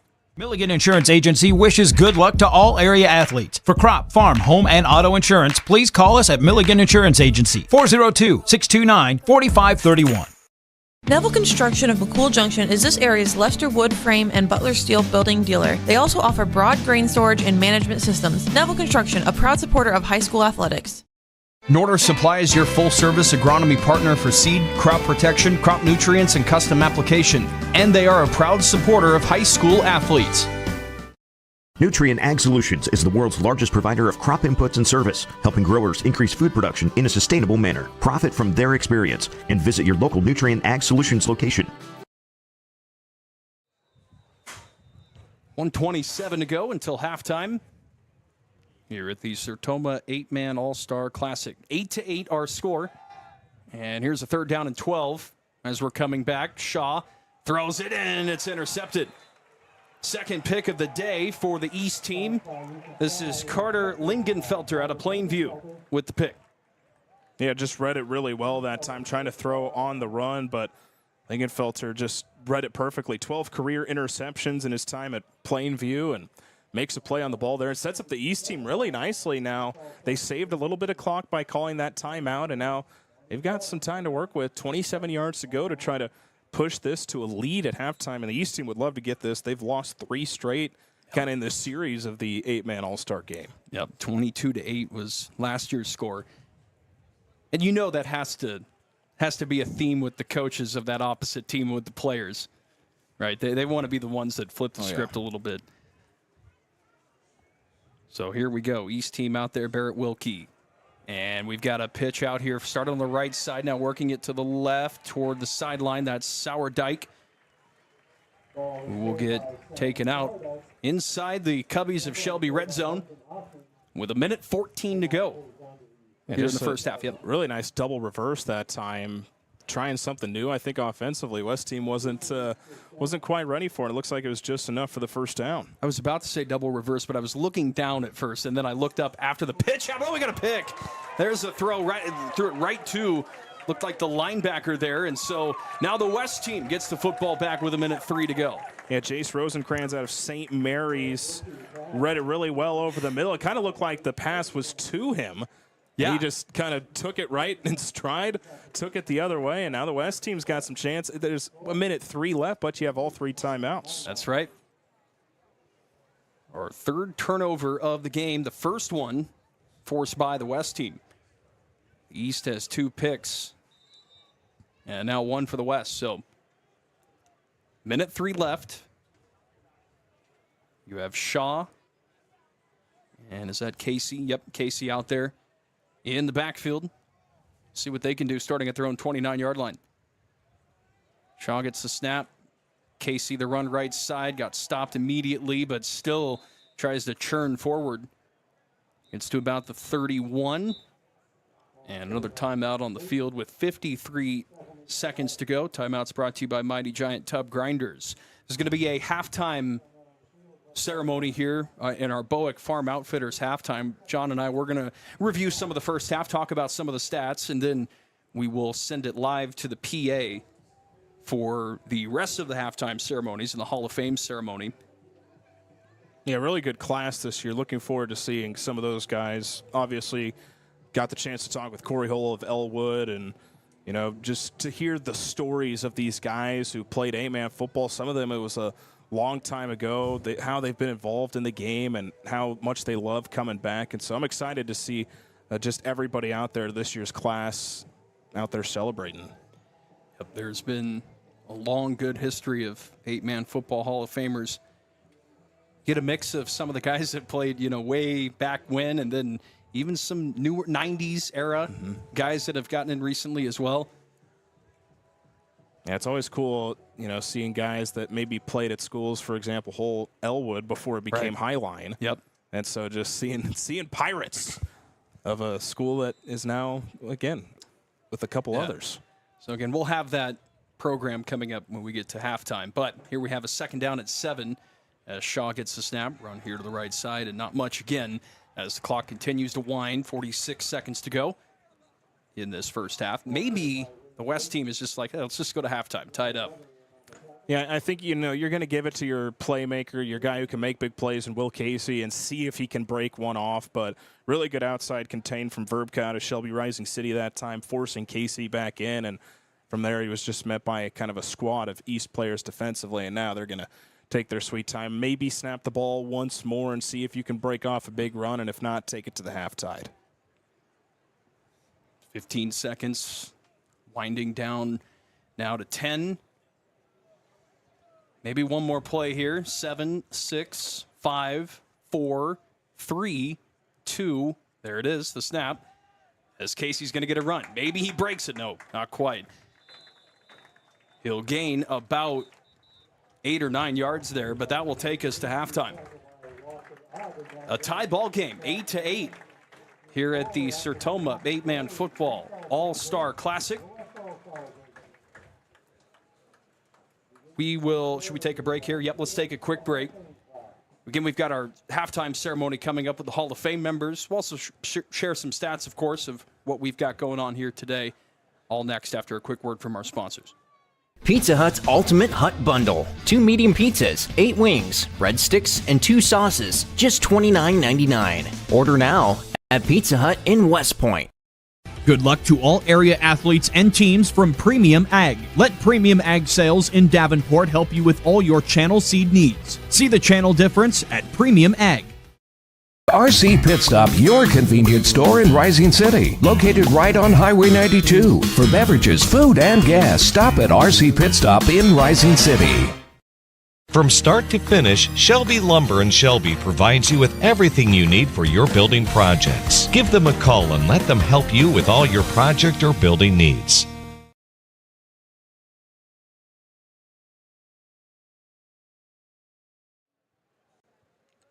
All right, halftime here at Lloyd Wilson Field. We go down to the PA for our halftime ceremonies, including the Hall of Fame inductions. The formation of the 8-man football Hall of Fame. Before we meet the latest inductees, the Nebraska 8-man Football Coaches Association wants to extend a very special thank you to our partners at Cornerstone Bank for making this Hall of Fame ceremony possible. Let's all extend our thanks to Cornerstone Bank. And now we are honored to introduce to you the newest members of the Hall of Fame being added today to this group. Our first inductee is Dan Dahl from Lee High School. Dan led the family to the state record field goal in the 1984 semifinals. 3-0 victory for the Pelham. After retirement, played both and also in Nebraska Prime. 1985 to 89, he was a successful 2-year starter and NAIA All-American while playing State College. Dan finally remembers the special moments in this era that he shared with his teammates, coaches, and family. The Nebraska 8-Man Football Coaches Association is honored to welcome him into the 8-Man Hall of Fame class of 2025. Dan Dahl from Lee High School.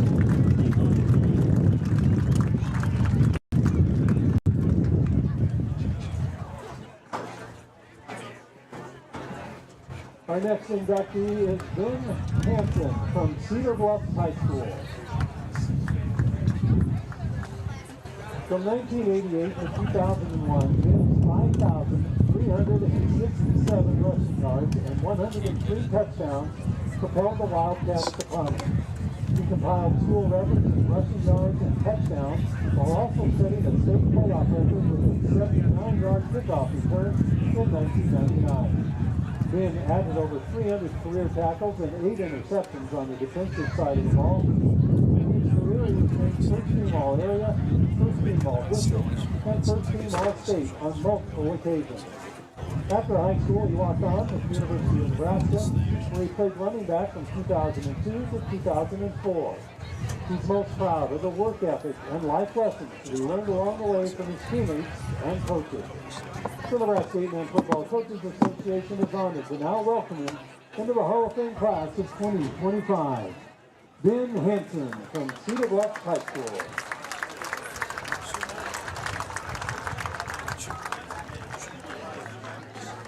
Our next honoree is Kelly Hacker from Odell High School. Kelly was a 2-time 1,000-yard rusher on the Tiger team that was crowned as the 1982 Class D2 state champion. Playoff record for touchdowns, 6 and 5 interceptions in a single game. As a senior, Kelly was also recognized as the state's all-class leading rusher with 1,971 yards. He was selected to play in the 1983 8-Man All-Star game and later walked on to the University of Nebraska, where he played defensive back. His fondest football memory is going wire to wire in 1982 with his teammates and coaches as the #1 ranked team in the state. The Nebraska 8-Man Football Coaches Association is honored to welcome him into the 8-Man Hall of Fame class of 2002. Congratulations, Kelly Hacker from Odell High School.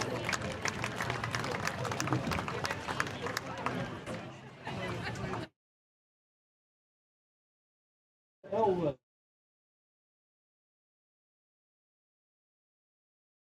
The 3-time 1,000-yard rusher for Hall of Fame coach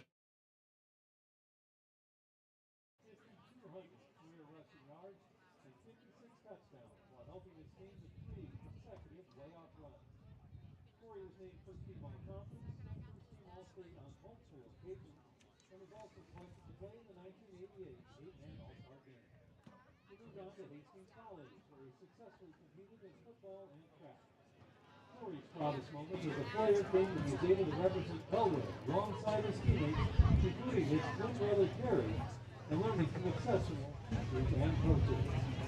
The Nebraska 8-Man Football Coaches Association is honored to welcome him to the Hall of Fame class of 2025. Congratulations, Corey Hole from Hellwood High School.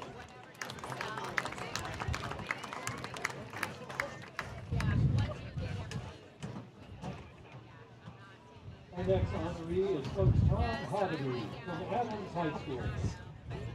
Coaching with the legendary Tim Cliffs of 1973 to 1999, Tom was a cornerstone for one of Southeast Nebraska's most storied programs. Coach Hoddeby walked the sidelines for the Hornets' fourth consecutive undefeated season and state title, while also navigating their state record at the time, 43-game winning streak. Among his many accolades, Tom is recognized for his organizational efforts alongside the founding fathers of the Nebraska 8-Man Coaches Association. He served as one of the earliest officers of the NEMCA and is credited with writing the organization's first constitution. Coach Hoddeby has given much for the betterment of our sport and has left an indelible mark on Nebraska 8-Man football. For his many contributions, the Nebraska 8-Man Football Coaches Association is honored to welcome him into the Hall of Fame class of 2025. Congratulations, Coach Tom Hoddeby from Adams High School.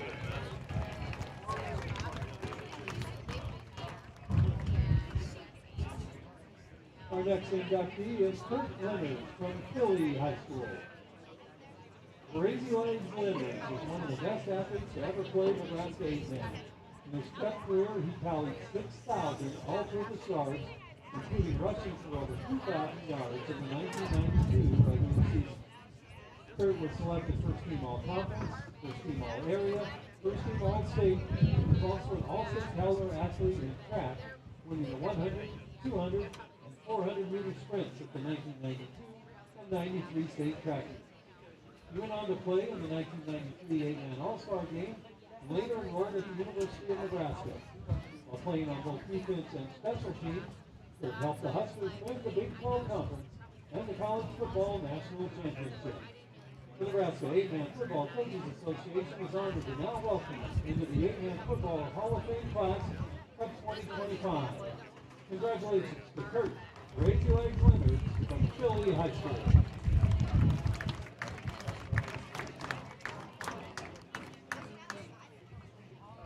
Our next inductee is Brad Larson from Chambers High School.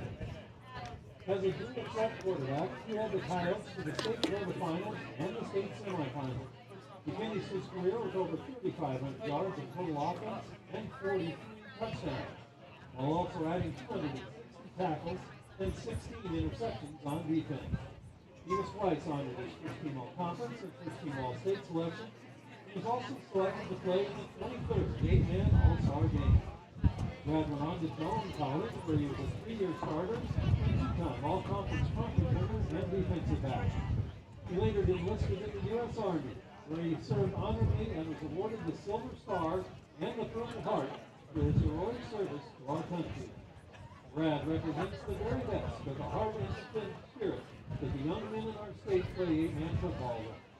The Nebraska 8-Man Football Coaches Association is honored to now induct him into the Hall of Fame class of 2025. Congratulations to Brad Larson from Chambers High School.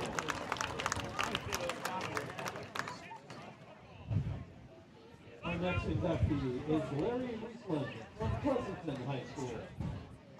Mr. Touchdown was the first 2,000-yard rusher in state history and Nebraska 8-Man's Player of the Year in 1966.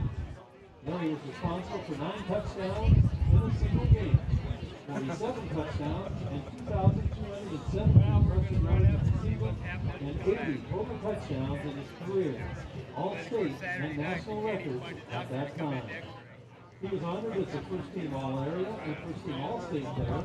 Was also selected to play in the 1967 Nebraska Shrine Bowl game, a rare honor for 8-man players at that time. After high school, Larry went on to play at Hastings College. He's already a member of the Nebraska High School Sports Hall of Fame and the Nebraska 8-Man Football Coaches Association. He's honored to now induct him into the 8-Man Football Hall of Fame class of 2025. Congratulations to Larry Wiesland from Pleasanton High School.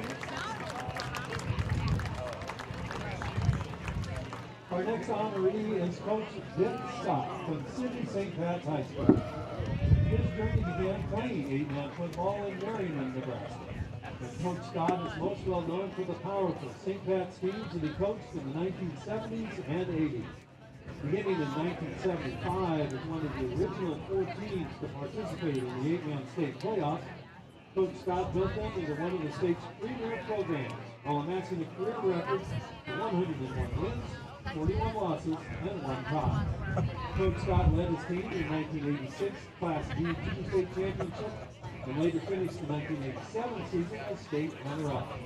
He was honored as an all-star assistant coach in 1979 and served as head coach in 1981. Over the years, he sent 5 athletes to participate in the all-star game, including fellow Hall of Famer Olin Byers. The 8-Man Football Coaches Association is honored to welcome him into the Hall of Fame class in 2025. It's Coach Dick Scott from Sidney St. Pat's High School.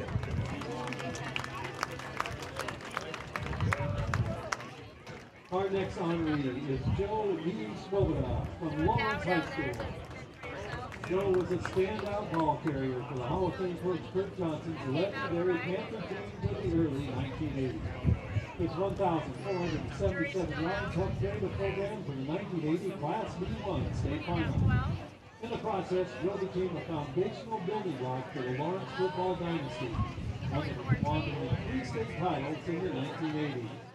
He was twice selected as first-team All-Conference and first-team All-State player, and was also named Nebraska's 8-Man Player of the Year for 1980. Joe was selected to play in the 1981 8-Man All-Star Game, where his participation became a family tradition that included both of his brothers, as well as both of his sons.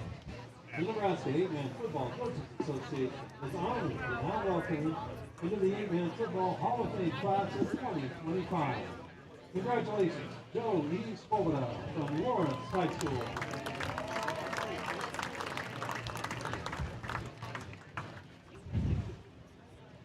Our next honoree is Dennis Thorell from Lewis High School.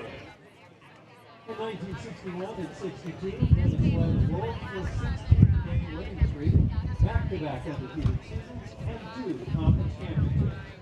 His standout prep career saw him named first-team All-Conference and first-team All-State. And in 1963, he was also chosen to play in the Nebraska Shrine Bowl. Dennis went on to become a 3-year letterman for Coach Bob Devaney at the University of Nebraska. After playing for the Cornhuskers in the Cotton, Orange, and Sugar Bowl, he honored to serve our country in the U.S. Army, where he is the recipient of 2 Bronze Stars. Dennis then dedicated nearly 30 years of his life to teaching and coaching in Lexington, Nebraska. The Nebraska 8-Man Football Coaches Association is now honored to induct him into the 8-Man Hall of Fame class of 2025. Congratulations, Dennis Thorell from Lawrence High School.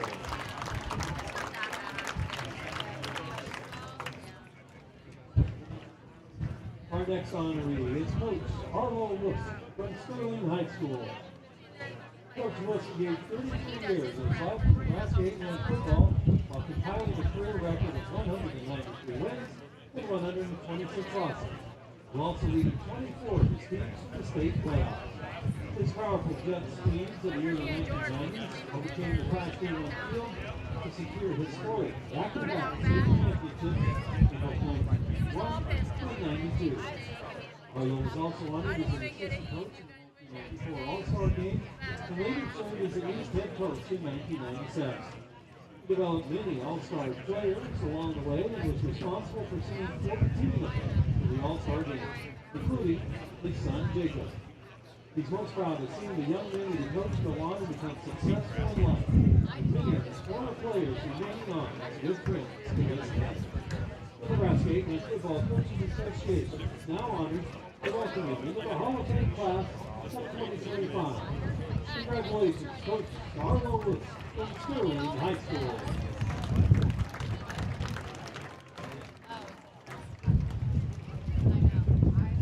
And now let's meet Bill Zibbeldine from Polk High School. Bill was one of the very best all-around players of his era and was a key building block in a program that put together 4 consecutive undefeated regular seasons in the mid-1980s. In 1986, he helped lead the Cubs to the D1 state semifinals and was honored as a first-team All-Conference and first-team All-State selection.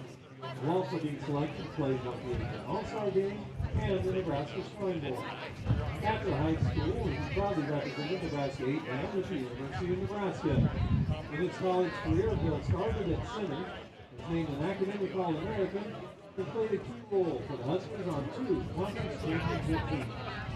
Throughout his life, Bill is well known by his coaches, teammates, and loved ones for his incredible work ethic, effort, and leadership. The Nebraska 8-man Football Coaches Association is honored to welcome him into the Hall of Fame class of 2025.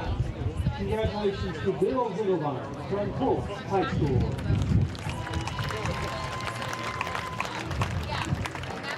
Ladies and gentlemen, let's hear it for this outstanding class.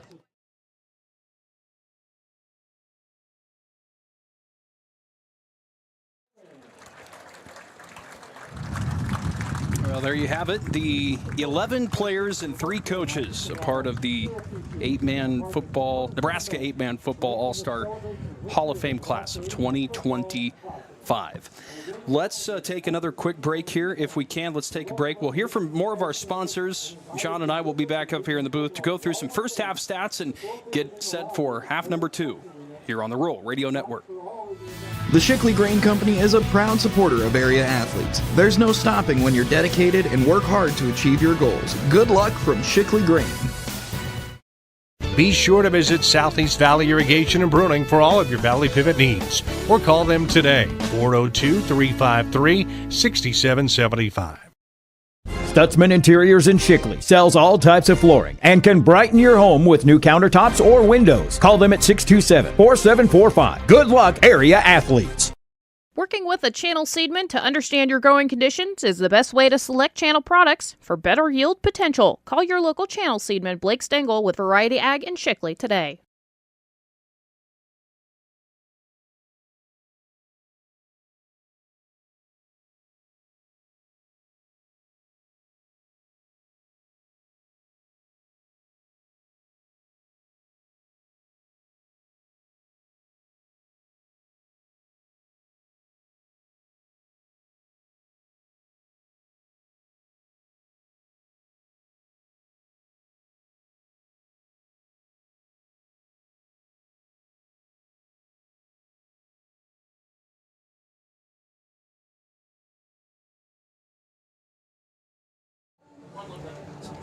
John Willis and Parker Siza back with you here on the Rural Radio Network. It's the 48th annual Sertoma 8-man All-Star football game. We are tied here at the half between the East and the West All-Stars. Halftime brought to you by Boeck Farm Outfitters as we take a look here at some of these first half numbers. And Parker, you look at kind of what's been going on so far, and it's been dominated kind of by the West All-Stars. 26 plays for 130 yards compared to just 18 for 81. They've run the ball well, but we still have a tie game here at the half. Yeah, they're doing it through the air and then also on the run. They're leading in both the rushing and the passing categories. And those 2 turnovers, though, I think coming into effect, that they were down close to the red zone a couple of times, that one time at least, when Shaw threw the interception. So that hurt that West team a little bit there, but pretty close. Well, I think it leads to what could be a pretty good second half between both of these teams. Taking a look at some individual leaders for the West All-Stars. Ethan Shaw, 8 carries for 27 yards unofficially. Grady Kelly, 4 for 25. Will Casey has 7 for 23 through the air. Ethan Shaw is 2 for 6, 33 yards, a touchdown, and 2 interceptions. Also, you had that big kind of trick play pass. Jack Mold is 1 for 1 for 22 yards through the air. For the East All-Stars, they are being led by Mikey Bartu and Barrett Wilkie. They both have 16 yards on the ground. Sam Sourdike has 2 carries for 9 yards. Cameron Havlack has 5 carries for 7 yards through the air. Barrett Wilkie 1 for 2 for 29 yards, a touchdown, and an interception. So both quarterbacks throwing a pick. Ethan Shaw throwing 2, but nothing really standing out individually wise. They've been carrying it pretty effectively through a couple of runners, especially for the West All-Stars. Tell you, one of the most impressive things so far in the first half was that punt by Sam Sourdike that he downed inside the 5-yard line. So we're getting some, good plays, special teams. He almost made the 48-yard field goal, too, which would have been an 8-man all-star record, but just came up a little bit too far to the left. Special teams, I hope we don't get, a player of the game that's related into the special teams here for this. But no, looking at penalties, there's only been one. Right. It was that one holding call, and so it's been a pretty clean football game. It feels like both teams have handled the longer field pretty well. We haven't seen any cramps either, which is probably good with the weather. And I'm kind of surprised by that, too. I figured we would get some guy running in the open field and then immediately start grabbing the back of his leg. But, yeah, thankfully nothing like that yet. Sometimes you see that in the second half, so it'll be interesting, especially some of these guys that have been out there a lot. Ethan Shaw hasn't really gotten much of a break so far for the West All-Stars. East is doing a pretty good job rotating guys in and out, so it'll be interesting to see how coaches handle that in the second half. Getting you mentioned that East side. We're getting a little bit of Barrett Wilkie, obviously, from Stanton, and then Cameron Havlick out of David City came in to rotate a quarterback, and then using Becker Pullman, guys like Mikey Bartu in the backfield as well. So see how all of that continues here. Talked a little bit about it, but we just got through the Hall of Fame class as well, taking a look at all the players and the coaches that were honored. It's just so cool to see, too, all the people that they brought with them. Yeah. There were so many, people there to support all of these players being honored, and I think that's what, again, makes this community so special. That was a cool halftime ceremony to watch. Yeah, and they're all gathered right there taking some pictures. You get brothers, sisters, your grandkids, granddaughters, sons, daughters, all of that are with the gentlemen who get to be honored forever. Right across the parking lot here in Lynn Farrell Arena is where they have the plaques and all of that. So, yeah, great stuff. And you go through that, you see all the names from the past. I mean, it's good stuff. Yeah, had a Hall of Fame. Yeah, Hall of Fame get together earlier today. It had a big lunch and everybody was getting involved. That's always a cool event. So bringing them all together for that was cool. We are just about 40 seconds here away from the second half of action, so that'll just about wrap up our halftime, which has been brought to you by Bowick Farm Outfitters. As both these teams get ready for the second half, Parker, I mean, both these teams want it. We saw some interviews from Media Day. These guys want to win, especially, I saw an interview with Will Casey from Arapahoe. He had already played in the West Nebraska All-Star game, lost that game. They had ended a pretty big winning streak for their side. Yeah. So I know that they're pretty hungry, everybody, to get a win here in the second half. And for sure it is the East team. The East has lost 3 in a row, 22-8 last year, 26-6 the year before, then 59-14 back in 2022. So, I mean, they haven't really been close games. I think, we could get one like that here in the second half. But really, in a game like this, it may come down to who has the playmaker, who's going to make that play, who's going to make the breaking tackle, who's going to catch the ball in traffic, get up the field, score. I feel like that's going to be the team that's going to end up winning this game. Yeah, West leads the all-time series 24-22, and so overall the series has been very competitive over the years, but excited to see how this second half turns out as we are just about ready for second half action. It'll be Sam Sourdike out of Thayer Central getting ready to boot this one away. Like Jack Mold out of Riverside is back deep to receive. Will Casey also will take his place back there, and this time kicking into the wind. We haven't seen a whole lot of this on kickoffs. Nope, and they've all been to that other side. We've seen several touchbacks when they're kicking off toward the south end zone, or toward the north end zone, but now going to the south, it'll be a little difficult. And Sourdike didn't even get set. He still had his back turned when the ball fell off the tee. We'll see if he can get this one off with it just being... Nope, he's already calling for reinforcements. Carter Lingenfelter from Plainview is going to come help him out and hold this one. Looking at temperatures in the upper 90s here and a breeze that's pretty steady around 20 to 25 miles per hour straight out of the south. Sauerdyke ready to boot this one away, and we are underway here in the second half of the Sertoma 8-man All-Star game. Pretty good boot. Molt takes it at the 15-yard line, running to his right. He's got a lead blocker in Will Casey. Pretty good return. He's finally brought down by Dalton Picorni right near the 30-yard line. So pretty good starting field position for the West All-Star team after a nice return from Jack Molt. And about 15 yards there on the return. We've said a lot of those. We said a lot of those Shelby Rising City players. Picorni, Verbka, they've been pretty active here. Yeah, two great defensive players, especially, that had a pretty nice run. And I haven't seen this so far from the West All-Stars. We're going to see the I formation to start the second half with Shaw under center. Kelly is the fullback. Greg Kelly out of Central Valley with Will Casey of Arapahoe. Looks like he is back there at the tailback. It'll be a fake. Shaw will keep it himself, lower his shoulder, and he's got a nice gain of 7 as he trucks through defenders, and a nice start for Shaw here in the second half. Follow those blockers, and, you know, that's the other thing, too, is a lot of these guys are the speed guys, the quarterbacks, the running backs. They're playing with terrific offensive linemen being all-stars here. So you got to imagine a lot of these skill players are having field days. That's the kind of offense that Will Casey of Arapahoe is back there at tailback is used to, as it'll be another fake to the fullback. Shaw spins off a defender, but he is brought down by a trio of East All-Stars. He's got a first down, though, after another nice pickup. Gains about 5 there. Again, he has been the workhorse so far. He's got 10 carries now for this West All-Star team. Yep, 10 for 40 yards. Is long about 11 yards, so he's due to break one, that's for sure. First and 10 at the 43, just about a minute deep into the third quarter. Back to the I formation here for the West All-Stars. This time a pitch straight back to Casey, following some blockers. He's brought down by Maypew Kuchinin after a gain of a couple. Give him about 3 on the carry. Casey's a taller back than usually. He looks pretty big back there. That's just a general reaction. I don't know what the average size of a back in 8-man football is, but... No, and he stands more straight up a little bit than some of your maybe average 8-man football players, but he is a force. 6 foot 210. I'll send a receiver to the right, wingback on the left. Shaw will take the snap, give it to Casey. Casey's got some room past midfield. He is finally tripped up after another nice gain. It looked like it was Jackson King from Plainview who ended up getting a hand on him, but that is another first down as he is into East All-Star territory. Casey's got that speed too. Class D 400-meter champion. 48 seconds, 48.93. They're back in Omaha about a month ago.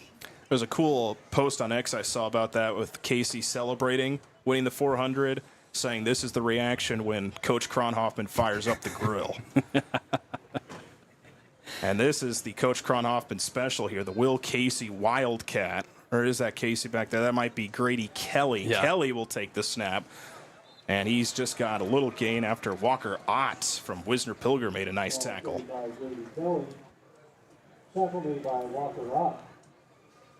What was Coach's specialty on the grill, I wonder? Or is it all the above? I've heard it's everything. Yeah. I don't think there's anything he can't grill. Second down and 8 on the opposing 44. They're going to run this Wildcat out with Grady Kelly, again out of Central Valley. Had 805 rushing yards as a senior this year. He'll go off to his left. Good pursuit by Verbka. He can't get there, tiptoeing along the sideline. He's pushed out of bounds. They will mark him near the 41-yard line, so only a gain of about 3. And it'll be third down. One of the linemen, Lewandowski, for the West team, kind of taking him out of bounds. It'll be 3rd and 5. They'll run 2 receivers to the right. Shaw will be in the shotgun. He'll take the snap, rolls to his right, looks to throw on the run, airs one out high, and it's intercepted once again. Cole Hymas out of Hartington, Newcastle, has his 2nd interception of the game for the East All-Stars. Guy who had 9 in his career, and with Hartington, Newcastle, that feels pretty good, getting 2 here in an All-Star game. Yeah, he has had a day. He might be in contention for defensive player of the game. I would say for sure. So far. And that's got a quarter and a half to go. Yeah. 3 interceptions, though, now for Ethan Shaw. And out comes the East All-Stars. They will spread it out here. 2 receivers to either side. It is Wilkie from Stanton alone in the shotgun. Motion a man from left to right. He'll fake it to him. Wilkie looking to throw on the run. He's going to underthrow Becker Pullman near the 45-yard line, and the wind definitely had a factor in that one. And there was some pursuit coming there. But back to that interception previously, Shaw, I think 2 of those picks were just one-on-one coverage and Hymas making the better play than the receiver. Yeah, he has been great at winning those 50-50 balls. Yep. So it'll be 2nd down and 10 with about 8:52 to play in the third quarter. They'll go back to a 4 wide receiver set with Wilkie alone in the shotgun. He'll motion Pullman right to left. He'll take it himself up the middle, but he is tripped up automatically. Nowhere for him to run. Really good play defensively by Hudson Devlin out of Sandy Creek. Only a gain of 2, and it'll be 3rd down. Yeah, he got right around the O-lineman there, Devlin, and made the stop from the legs, so brings up 3rd down. It will be 3rd down and 8 from the 27-yard line for the East All-Stars after the 3rd turnover by the West team. Havlik will now come out at quarterback from David City. 69% completion percentage. Really good numbers. That's fantastic. 2 receivers to either side once again. He'll motion a man left to right. Fake the handoff, keeping himself up the middle, running to his left. Good pursuit from Cole Caton, though, who's able to wrap him up after a gain past the 31, gain of 4, but it'll leave him short of the yard to gain. The only panhandle guy in the roster here, Cole Caton out of Bridgeport. Nice stop there to bring up a 4th down, and now the West All-Stars will get it back. Especially if you know you're representing an entire part of the state, I feel like you got to show out. Yeah, that's true. And there's not a whole lot out there in the Panhandle for 8-man. There's a few of those teams, but Bridgeport definitely had a nice year. Oh, we got a fake. Yeah, here goes Sourdike, but really good tackle. It's going to be close. Fletcher Dubas was there, but he was able to lunge forward. They'll give him the 1st down.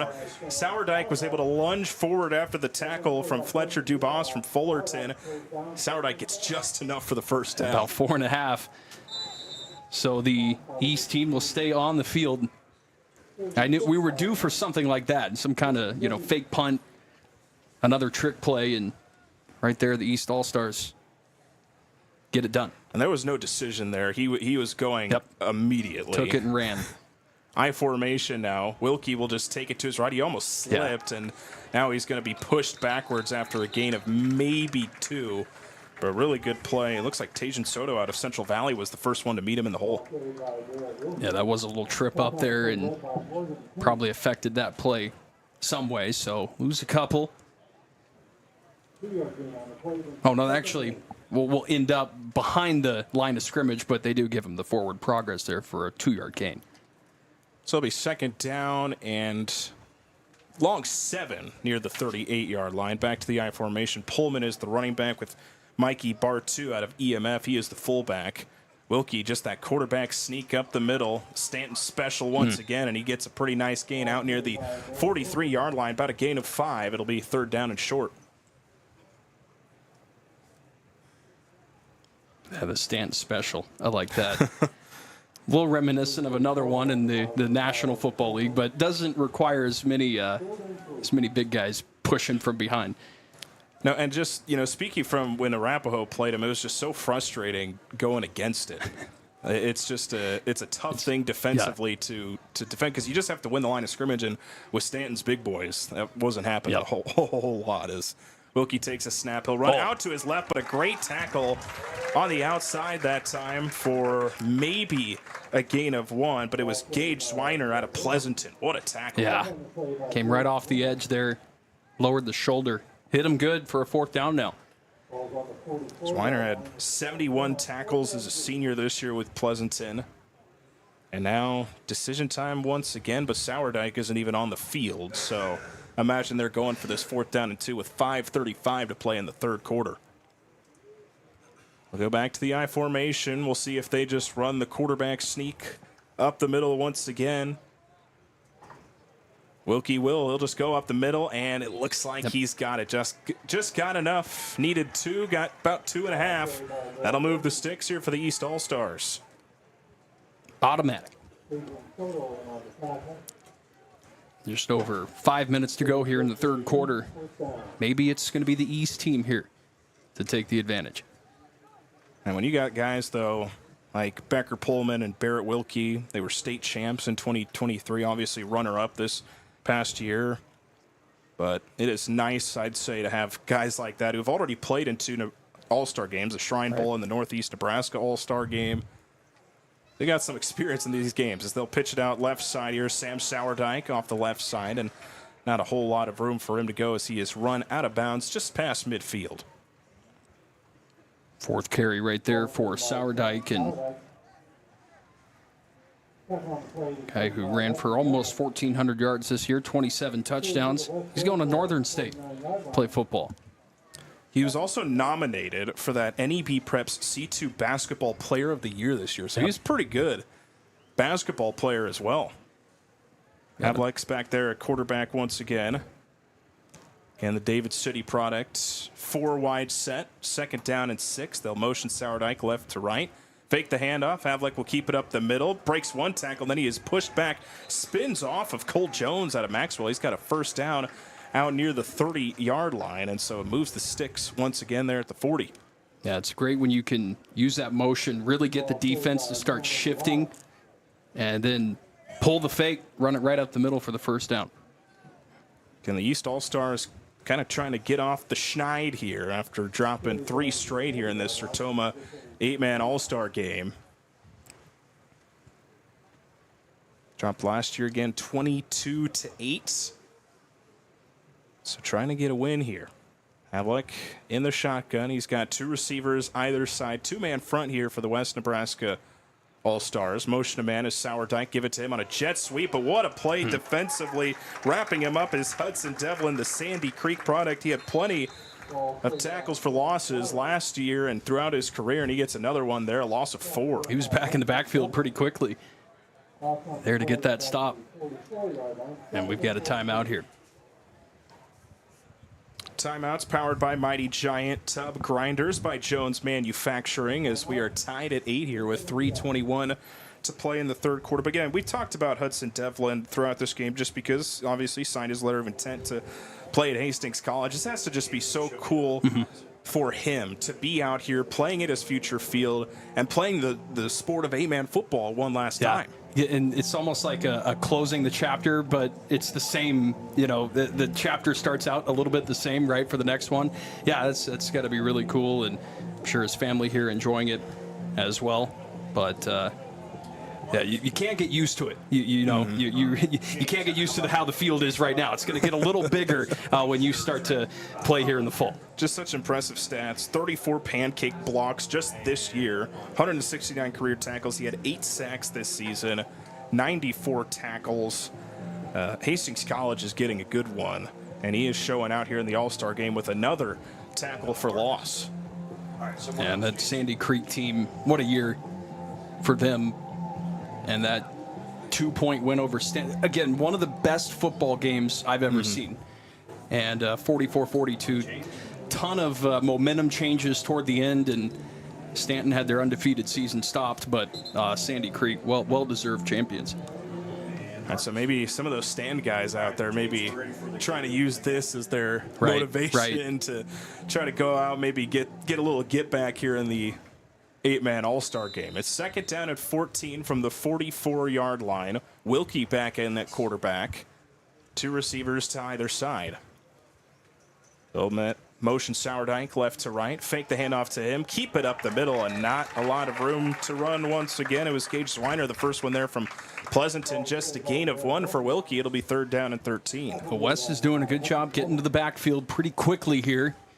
It's led to a couple of these negative plays for the West team. And, yeah, Zwiner right there with a nice play. So 3rd down and long. Wilkie, 11 carries for just 29 yards. They have wrapped him up pretty well. 3rd down and 13 with under 3 to play in the third quarter. Motion Sourdike right to left. Wilkie rolls to his right. He's under some pressure. Throws on the run for Pullman. The pass is behind him. That was good coverage as well from Morgan Kinney out of Ainsworth. So really no chance there. Now it's 4th and 13. Now what do you do? And Soto was on the coverage right there in the backfield. Forced, I think, Wilkie to get it out of his hands a little quicker than he wanted to. It even looked like Wilkie was really close to that sideline. Maybe thought he had some more room to go, but yeah, incomplete. So 4th down, and it looks like the punt team is out. But, never mind. I was going to say nobody's back to return, but the bar is right in my way of that guy that's there inside the 5. Yeah, Jack Mold of Riverside is back deep to receive. Sourdike will give it a look, but he will boot this one away. High spiraling kick. The wind actually probably helps it. Takes a spin inside the 5, and it is pushed back in fair territory. Walker Ott out of Wisner Pilger saved it from going into the end zone. It'll be down at the 2.5-yard line. And poor starting field position once again for the West All-Stars. But we're really seeing the punters shine here in this one today. The couple punts now down inside the 5. Yeah, we kind of joke that it's going to be a special teams guy. I don't know if it's much of a joke anymore. I think that's got to start being some serious conversations. Give it a few more minutes here. We'll get about halfway through the 4th quarter. And then if we're still at 8-8, well, yeah, that could be it. So out comes this West All-Star team. It'll be Ethan Shaw back in the shotgun. He has got Will Casey to his right, receiver on the right side with a wingback on the left. Shaw might be changing the play at the line of scrimmage, the Sandy Creek product. Another great season this year. He takes the snap, rolls to his right, option play. He'll pitch it out to Casey. Casey is chased out of bounds. There was pretty much nowhere for him to go. Mikey Bartu was there to run him out. Just a gain of a couple here for Will Casey. Casey now 10 carries, a little over 35 yards. And for a lot of these players, that's kind of what it seemed like today. A lot of them right around 10, for 40, averaging about 4, maybe 5, maybe down to 3 a carry. So yards, kind of a premium here. We see Hayden Muirhead, the Overton quarterback, back out at wide receiver there on the left side, as it's 2nd down and 9 from still inside the 5 here for the West All-Stars. Shaw takes it. Got a blocker. He'll follow him, lowering his shoulder, and he's able to power his way forward to the 10-yard line. So it's a gain about 6. It'll be 3rd down and 3. We'll set up a more manageable 3rd down, 3rd and short. And now you have plenty of other options here with what you can do on this short yardage play. Just about 2 minutes left to play in the 3rd quarter. We are deadlocked at 8. The West team scored in the first off a big pass play, a 34-yard touchdown from Ethan Shaw to Logan Dodson, and then it was a big pass play in the 2nd quarter, 29-yard reception to Keegan Jones for the East All-Stars, and that's how we are where we are. 3rd down and 3. Direct snap to Casey off the left side, trying to lower his shoulder, but the East All-Stars are all over it once again. Read it perfectly. Really good play. Gio Lopez again getting in on the tackle. It's a gain of 1.5 about, and it'll be 4th and short. Yeah, that was sniffed out the entire time. And this is a tough situation. It looks like they're going to go back to punt, but it's almost, you're way deep in your enemy's territory here. It's just a yard. Well, and Will Casey punted it the first time, but again, if you remember, it wasn't his best punt, and so they'll send Alex Schindler from Summerlin now back. He will take the snap, give it a look, but he will boot it away. It's a high kick, wind helping push it, and it bounces off of Hayden Muirhead of Overton, and it takes a bad West bounce, and it's going to be good starting field position for the East All-Stars. Wrong place, wrong time for the Overton kid. You got to keep your head up and looking where the ball's at, but yeah, that helps out a little bit for the West team or East team. So right near midfield, just past midfield, at about the 43. 52 seconds left to play in the 3rd quarter. Probably just a couple plays left. It'll be 1st and 10 at the West All-Stars 43-yard line. East has had some success here in the 2nd half, just haven't been able to finish off a drive. They'll come back in the I formation. It is Bartu, the fullback. Pullman is the running back. Wilkie under center. Wilkie takes the snap, just gives it to Bartu up the middle, but he is met by a wall, and that wall says, no, thank you. You are not going anywhere that time. Brody Shopke out of Elm Creek was the first one there to push him back. Shopke had a great year this year, 92 tackles as a senior, also played in the West Nebraska All-Star game, and he gets a nice play that time. Maybe one more play here. 25 seconds, maybe not. Play clock's higher. Well, and they know that they will get the help of the win now. Yeah, that's true. In the fourth quarter, so you're like, maybe we'll just take this down and play to the fourth. Well, we've had, the last two All-Star games have been in the 20s for the winner, but, before that, a lot of the winners in the 30s, 40s, 50s for the point total. We had a 7-0 championship win for, let's see, I got to go back to this year. 2011 is 7-0 for the West team, 12-10 in 2013. So we may get something like that here by the time we finish this in the fourth quarter. All right, we are tied at 8. We head to the fourth quarter. More 48th annual Sertoma 8-man All-Star football game coming up right after the break on the Rural Radio Network. Pizza Hut's Ultimate Hut Bundle. 2 medium pizzas, 8 wings, breadsticks, and 2 sauces. Just $29.99. Order now at Pizza Hut in West Point. Good luck to all area athletes and teams from Premium Ag. Let Premium Ag Sales in Davenport help you with all your channel seed needs. See the channel difference at Premium Ag. RC Pit Stop, your convenience store in Rising City, located right on Highway 92. For beverages, food, and gas, stop at RC Pit Stop in Rising City.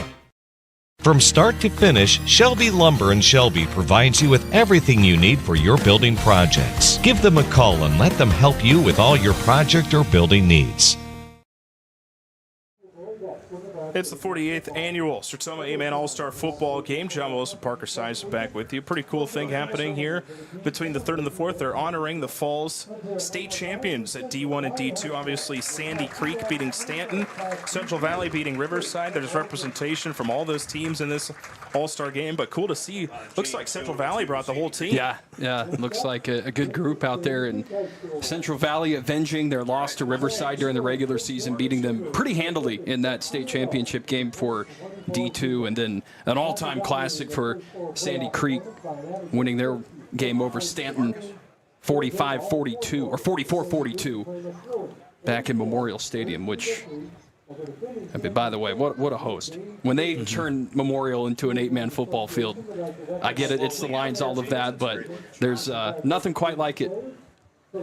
And, all these kids, even at the 8-man levels, they dream of playing at that stadium, and so getting the opportunity to do that, and for Sandy Creek and Stanton maybe playing one of the better games all time in a state championship, that had to be a pretty cool moment. I know Stanton probably has a bit of a sour taste in their mouth. I would imagine, yes. But that was a game there that came down a lot of turnovers toward the end of that game that really affected both teams, but I think it was just a 2-point conversion, right, that stuck Sandy Creek over the top. So, all right, we're ready for fourth quarter action as the East All-Stars have the football. Stats pretty even. The West outgaining the East 167-113 in total yardage, but score deadlock. Second and a long 9.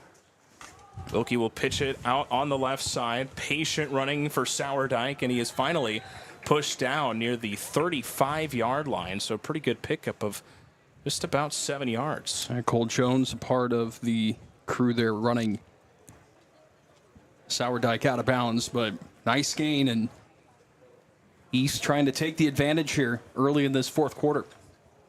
Be third and a long 2 just outside the 35-yard line, and Sourdike just really showing off his impressive ability to be patient runner that time, not force anything, and that's why he's able to get a couple of extra yards. B. Wilkie once again under center, I formation. Bartu the fullback. Pullman is the tailback. Wilkie takes the snap, will pitch it to Pullman off the right, had to grab it with one hand. He's got some room, 20. Down that far sideline, he is finally wrapped up near the 20-yard line. It was Jace Rosencrantz out of St. Mary's who probably saved a touchdown, but he's down at the 22. Nice pickup, and it moves the sticks. And a really quick burst of speed for Pullman once he got past that line of scrimmage. It's part of the reason why he's been able to get over 5,000 rushing yards in his career.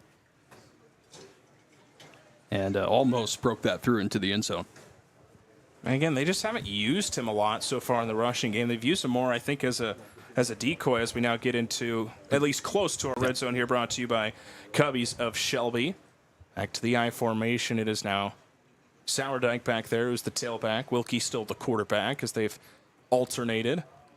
Fakes the handoff, looks to throw. He's got a man wide open in the back of the end zone, caught by Keegan Jones of Johnson County Central. It's his second touchdown reception, this time of 22 yards, and the East All-Stars take the lead. Yeah, Keegan Jones, a big guy to throw the ball up to, and that you mentioned second touchdown. The last one was a little bit longer, but that's just a guy that looks like he can control the middle of the field right there. And, yeah. It's now 2 receptions for 51 yards and 2 touchdowns. Pretty good day for Keegan Jones. Yeah, 6'4", 210 too, so throw it up to him. So they will go for 2 here once again. It'll be Wilkie alone, sending a receiver either side.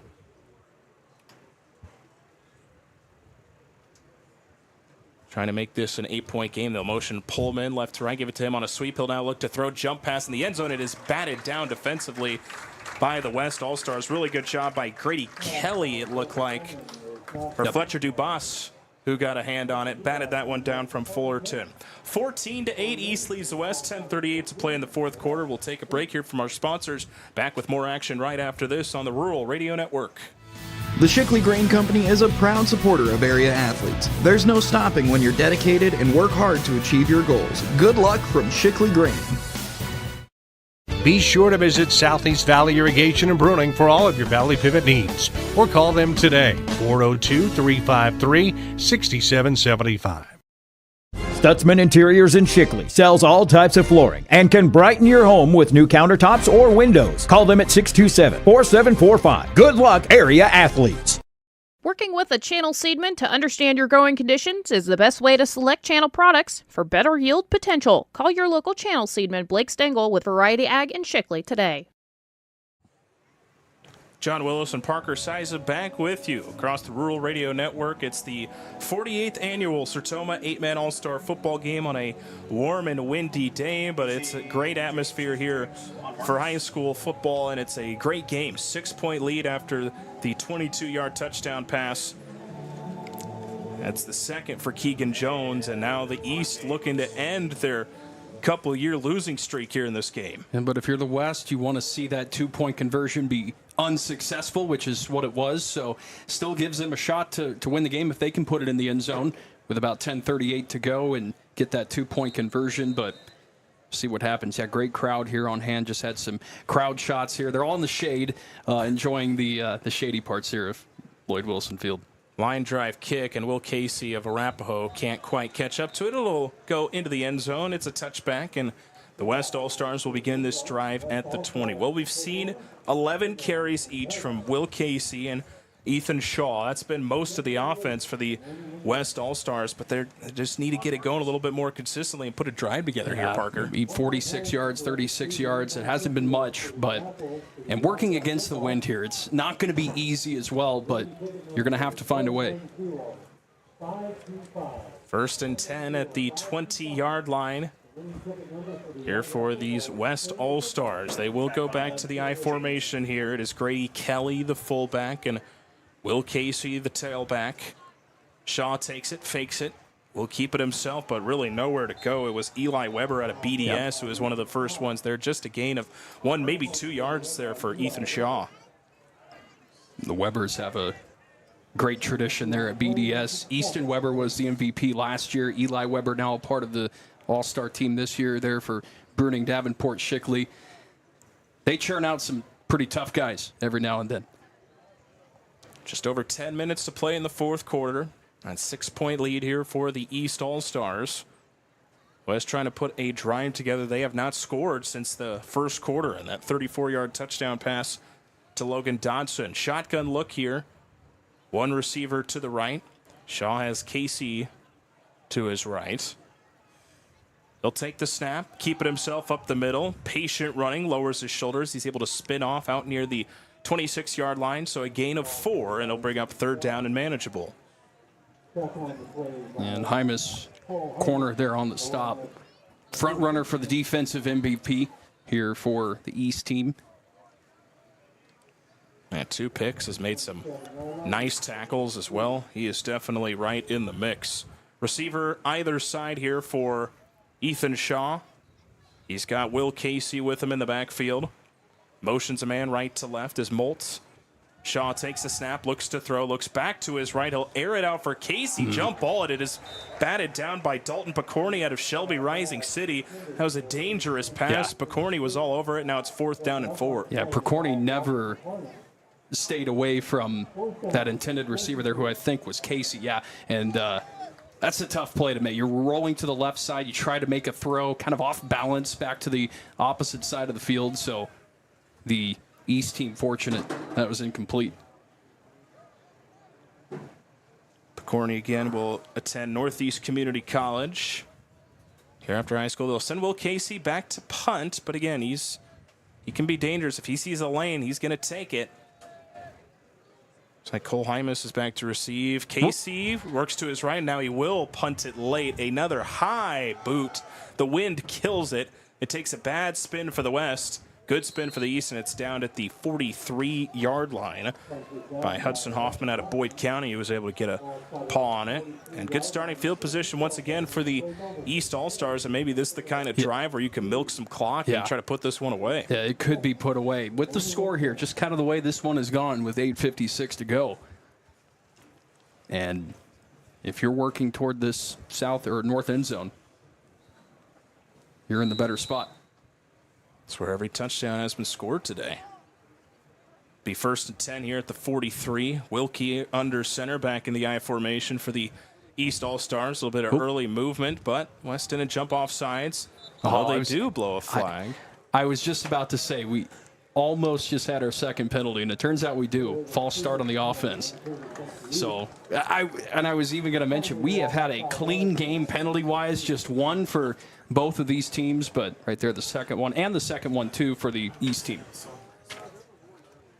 It was a holding back in the first quarter, and now a full start. But for a game in which, a lot of these guys, other than a couple guys who have played in a couple All-Star games, they haven't played football, at least consistently, for a while, and it's been a pretty clean game.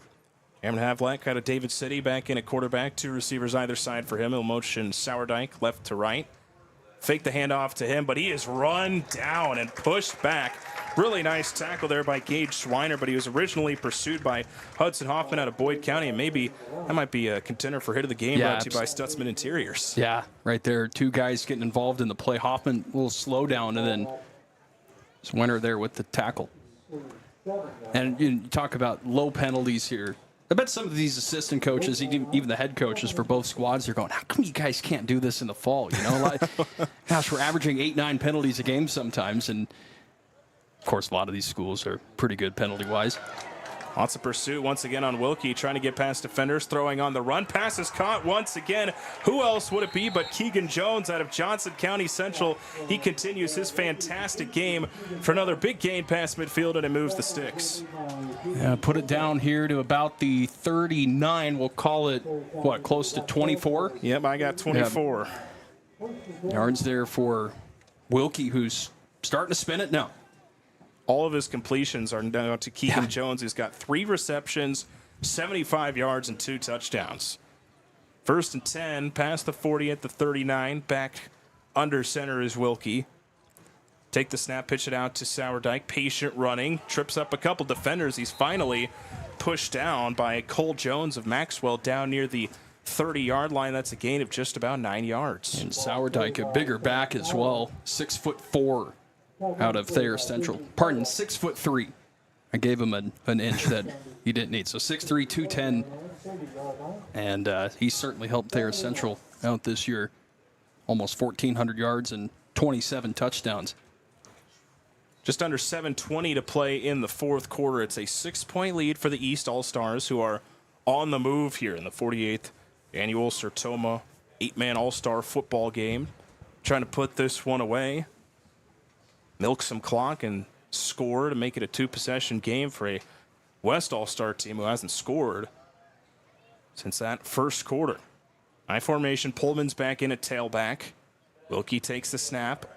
Slow developing play, but Wilkie takes it himself. He is brought down hard by Cole Jones, the Maxwell product, with another big hit, but it will move the sticks on the gain of 6 from Wilkie. Yeah, really nice hit from behind there by Jones. But the East team getting closer to that red zone and 6:43 to go. And Wilkie now with 13 carries. It's 6 more than anybody else on his team for 34 yards. Well, he was used to doing that. I mean, him and Pullman shared a lot of that, though, with Stanton, but it was Wilkie who was the main guy there. He had 317 carries to Pullman's 193 this year for Stanton. I formation here. Bear Wilkie under center, 1st and 10 at the West 24-yard line. Wilkie will pitch it to Sourdike off the left side, following blockers, trying to get to the outside, but West All-Stars with some pretty good outside contain. One of the first ones there was A.J. Starr. Just get a decent gain of about 3 to the 21-yard line. I think the first time we've heard A.J. Starr, linebacker out of South Loop. He had a 3rd-place finish in the Class D high jump this year.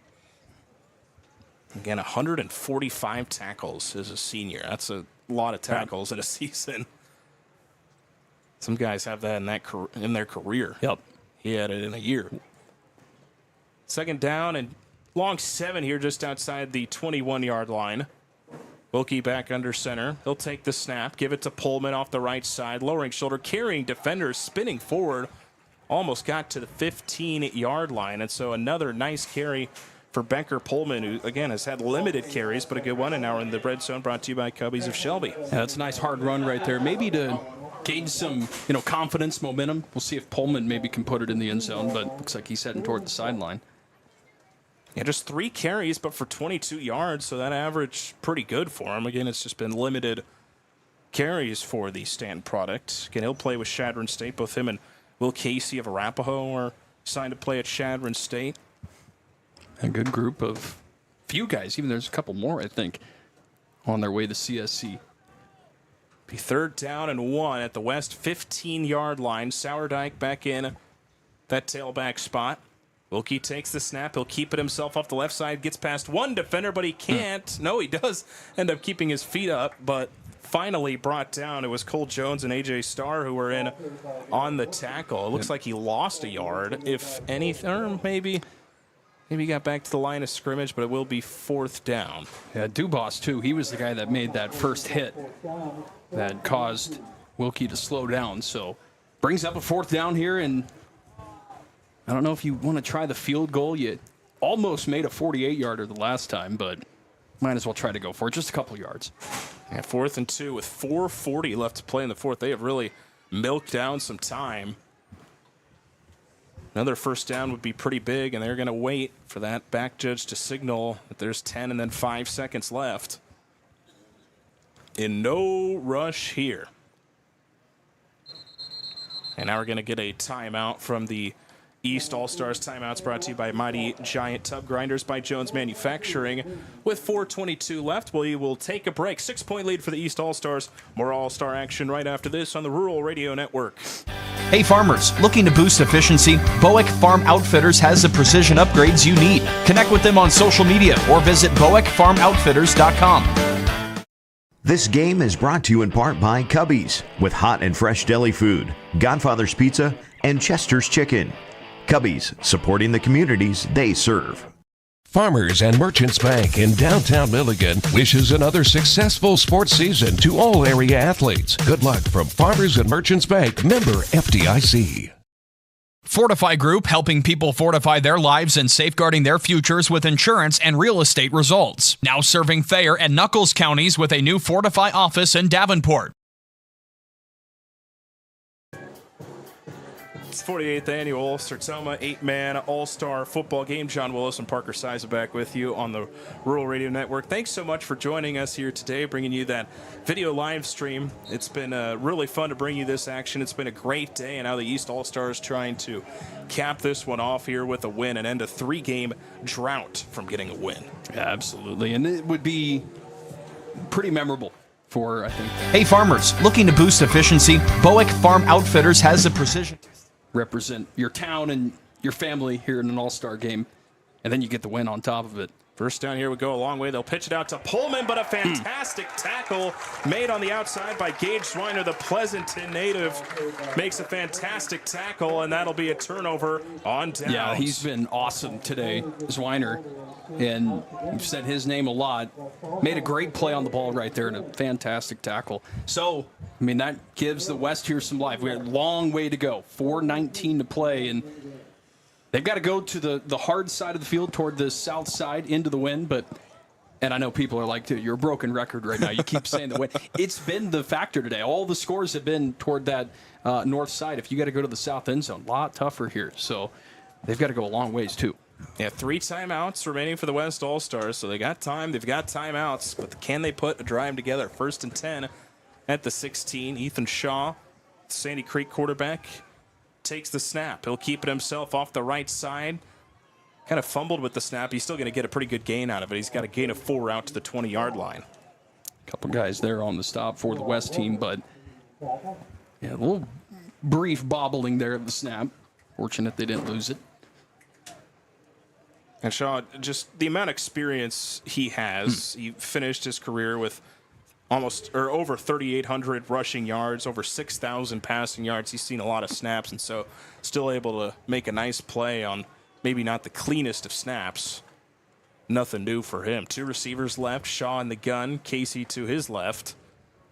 He'll take the snap, roll out to his left, trying to follow blockers, but what a play made on the outside. Great tackle from Wyatt Tramp, one of the captains for the East All-Stars out of Crofton. That'll be a loss of 2. It'll be 3rd down and 8. Crofton, one of my favorite 8-man football venues, lined in the trees there. Have you ever been up to Crofton? I have not. Not got up there, but yeah, it's almost like you're in a forest up there. And Wyatt Tramp, nice play. He's another guy that's been in a couple of these all-star games this year. 2 receivers right, 3rd down and 8. Shaw takes the snap, rolls to his right. Now he's under some pressure, throws on the run into the wind. Jump ball, tried to hit Jack Moult, but he couldn't get it to him. Great coverage by Jackson King out of Plainview. He's able to break it up, and now it's 4th down and 8 and decision time for the West All-Stars. Well, you got to go for it, right? I mean, no way you're going to punt this, but there's only 2 minutes, 57 seconds left. You're deep in your own territory.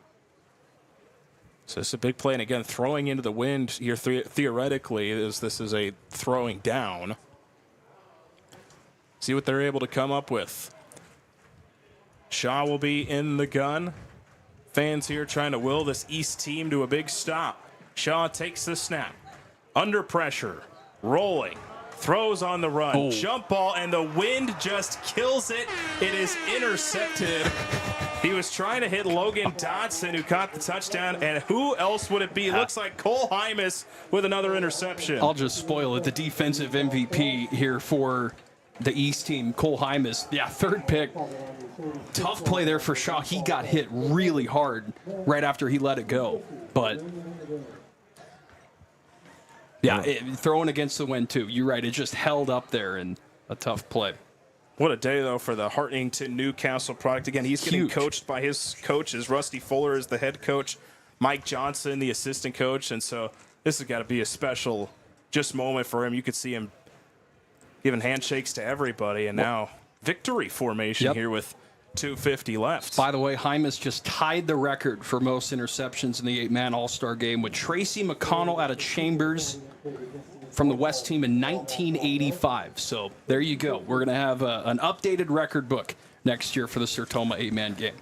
Well, now if you're the East, you give the ball back to the West, trying to see if you can get interception number 4. No, they probably wouldn't risk that. Only up by 6. Right.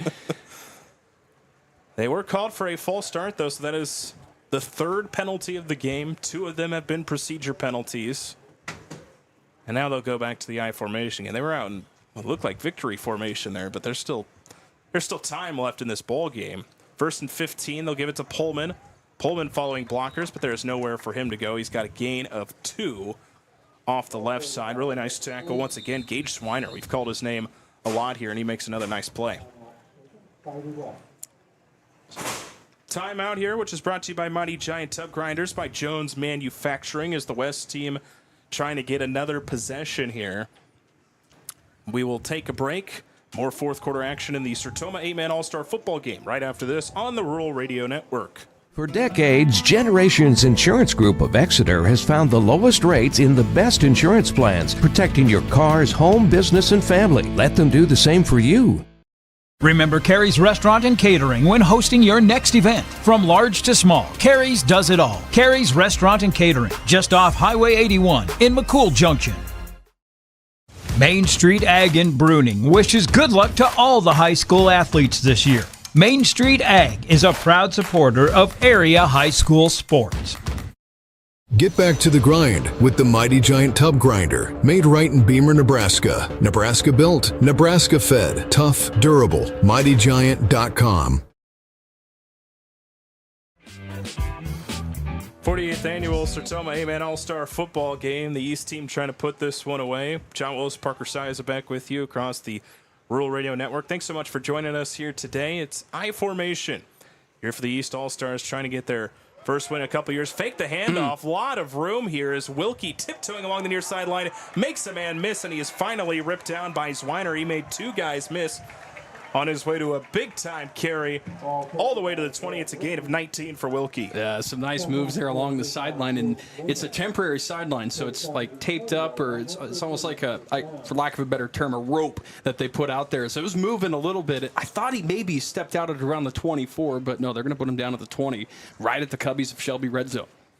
And they had some issues keeping that kind of tape down there earlier in the game, just dealing with all the factors in this one. They brought weights, 50-pound dumbbells, and put them out there to hold it down. All those benches you now see on the sidelines, they were up on the tape. They're showing victory formation here, but it'll just be that quarterback sneak as Wilkie bounces it to the outside, but good pursuit here by A.J. Starr, who was the first one there to wrap him up, and pretty much no gain there for Barrett Wilkie. And we have another timeout, which again is brought to you by Mighty Giant Tub Grinders by Jones Manufacturing. We'll keep things going here, just kind of giving a brief overview of how things look statistically. The East is finally outgaining the West here in this one, 220 yards to 175, and a lot of it has come thanks to the rushing attack here in the second half. They've run the ball very well, thanks to a big game as well from Barrett Wilkie with 16 carries. Yeah, but the big thing here, turnovers, right? The picks there for the East team to help them out. But other than that, looks like a pretty even game from the yards and the stats perspective. Again, 3 of those interceptions coming from East teams. Cole Hymas out of Hartington, Newcastle, who has a third of the amount of career interceptions he had at Hartington, Newcastle just here tonight. Isn't that great? Yeah. And again, doing it with his coaches, just a cool moment for him, and he is. I don't make the decision for who they name the defensive MVP, but I'd say pretty good chance it's Cole Hymas. Yeah, you're on the right track.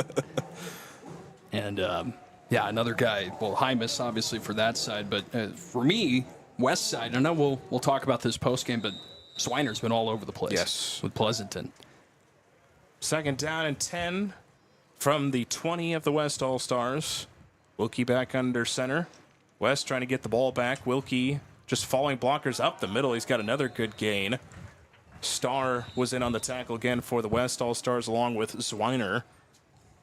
They will gain it past the 15, down near the 13, so it's a gain of 7 as we are now in the red zone, which is brought to you by Cubbies of Shelby, and we have a timeout. It's the final of the half for the West All-Stars, so pretty much do or die here on this 3rd and 3 upcoming. We'll take a break. East leading at 14-8. A minute 49 to play in the fourth quarter. We're back after this on the Rural Radio Network. Milligan Insurance Agency wishes good luck to all area athletes. For crop, farm, home, and auto insurance, please call us at Milligan Insurance Agency, 402-629-4531. Neville Construction of McCool Junction is this area's Lester Wood Frame and Butler Steel building dealer. They also offer broad grain storage and management systems. Neville Construction, a proud supporter of high school athletics. Norder Supply is your full-service agronomy partner for seed, crop protection, crop nutrients, and custom application. And they are a proud supporter of high school athletes. Nutrien Ag Solutions is the world's largest provider of crop inputs and service, helping growers increase food production in a sustainable manner. Profit from their experience and visit your local Nutrien Ag Solutions location. Late fourth quarter here in the 48th annual Sertoma 8-man All-Star football game. The East trying to put the exclamation point on this one, up by 6. The West team is out of timeouts. Wilkie will take the snap, give it to Pullman off that little reverse out of the triangle set. He's got a gain of 2 near the 11. Gonna give it to him, I think. Yep. It looks like they will, and that'll pretty much wrap this one up. Pullman gets the tough 3 yards to move the sticks, and now the East can celebrate this one ending a little bit of a losing streak here in the Sertoma 8-man All-Star football game. Yeah, it's going to feel nice for that team. And yeah, everybody's a winner, though, here today. Obviously, that's such a cliche, but, when you get invited to something like this, you'll never forget it. You get to take that jersey home, probably put it in a frame, and then in 25 years, you can look back at it and have some smiles. So, yeah, great game, too, here. I mean, close, one-score contest. The last 3 have been, low-scoring games. We've been in the 50s and the 60s in a few of the previous 8-man All-Star games, and looks like some defense is starting to take over the last few years. Yeah, and just so many of these guys, especially, most of these guys play both ways at their schools, but they come in. But defense was so good this year across both D1 and D2. And I know you look at that Sandy Creek Stand game and you said, well, that was a shootout. There's not a lot there, yeah. But no, great defensive players. And just to add on to your point of, competing in this game. We saw the guys that came back that were honored as All-Stars from last year. They still had those jerseys. This is something they carry with them. And, talking with coaches from all different All-Star games, they say that it's about the friendships created this week and the experience. And I know it stinks to lose because, they're all out here competing, but just a great week and capped off with a 14-8 win for the East team as the teams will meet at midfield. And great way to end the careers of a bunch of great student athletes. A lot of these guys probably playing their final ever football games. A lot of them will be moving on in a couple months to some, NAIA, NCAA D2, junior college program, and certainly gonna enjoy this one if you're the East team. And how about too? It's a little weird, I have to say. It's 8:15. We'll pass 8:15. It's still bright out, and we just ended a football game. I don't know. It's just what happens here with All-Star games and summer football. So good stuff today. Yeah, usually for us with Friday night lights, we are used to games being pitch black by about halftime. Yeah, that's right. Some of those 7 o'clock or so. Yeah, I mean, we're usually in the pitch black here, ending a game, but. Yeah, 14-8 here, final score. We got a quick last check of the stats as well. And we've got our players to game too we'll talk about, but 231 to 175 in favor of the team that got it done, the East team, and 156 yards on the ground for the East squad led by Barrett Wilkie. Yeah, taking a look at some of those individual stats for both teams. West team led by Ethan Shaw. He had 15 carries for 54 yards. Will Casey 11 for 36. Ethan Shaw was 2 for 8 through the air with 33 yards, a touchdown, and 4 interceptions. On the East squad, Barrett Wilkie 17 carries for 59 yards, 8 for 32 for Sam Sourdike, 6 for 27 for Becker Pullman, and 7 for 22 for Cameron Havlack. And then how about the passing day for Barrett Wilkie? He was 3 for 6, 75 yards, 2 touchdowns, and they were both to Keegan One Jones. receiver, yeah. Keegan Jones had a big day there for Johnson County Central, and honestly, you might have my vote for offensive player of the game for his squad. Yeah, I would think so too, with a couple touchdowns. But yeah, Shaw, pretty solid day today as well. Tough way to throw those interceptions, obviously, but he's a fantastic talent. We'll take his talents to Fort Hays State coming up, but great game. Yeah, just let's again, these will be ours. They'll announce their players of the game, but players of the game brought to you by Pizza Hut here in West Point. We'll start defensively for both teams. We've kind of already led into it. Cole Do we even Hymas, need to- yeah. Hardington Newcastle, 3 interceptions. He Yeah. had some nice tackles, too. Yeah. He'll be our player of the game defensively for the East. My favorite thing that you said was he had a third of his total interceptions in this game alone, as he did in his entire career there at Hardington Newcastle. So well-deserved there to Mr. Hymas. For sure, he's going to be the all-star, one of the all-star defensive MVPs. Defensive MVP for West team, I think we both kind of agreed. Gage Zwiner out of Pleasanton had a lot of nice tackles. 100%. We were saying his name a lot out there. And, Zwiner out of Pleasanton, the linebacker. I wish we kept the tackling sets. It was a little tougher to do. We could get the full number there, but he was great. Devlin, I know we heard a lot, too. He's on the defensive line. He was blowing some guys up there on the offensive side of the ball, so he'd be another guy, but no problem putting Zwiner up there as the Pizza Hut and West Point player of the game on the defensive side. All right, let's look at offense when we talk about, we'll start with the West team. Again, they take the loss. Even though he had 4 picks, Ethan Shaw, though, still had that touchdown through the air. He had 54 yards on the ground, averaging almost 4 per carry. I think Ethan Shaw to Sandy Creek, probably for the West team. Little by default, he was kind of the main guy there for him. Not a lot of other options there. I wanted to see Casey break some. It looked like he was getting close to breaking some long runs. He finished with just 11 for 36 on the ground. But yeah, Shaw, 54 yards rushing.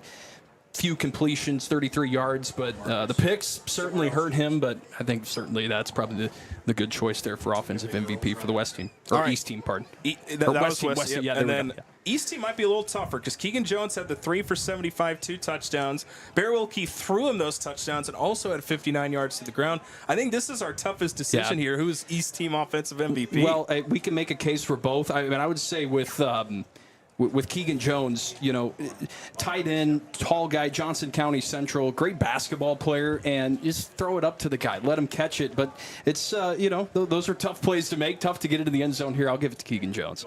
I like it. Keegan Jones. So those are our players of the game, which is brought to you by Pizza Hut here in West Point.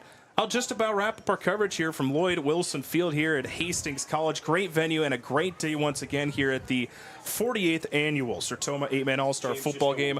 Final score 14-8. 8 East team beating the West. For Eric Allgood and his production crew, Parker Siza, I'm John Willis. Thanks so much for listening. You've been watching the 48th annual Sertoma 8-Man All-Star Football Game on the Rural Radio Network.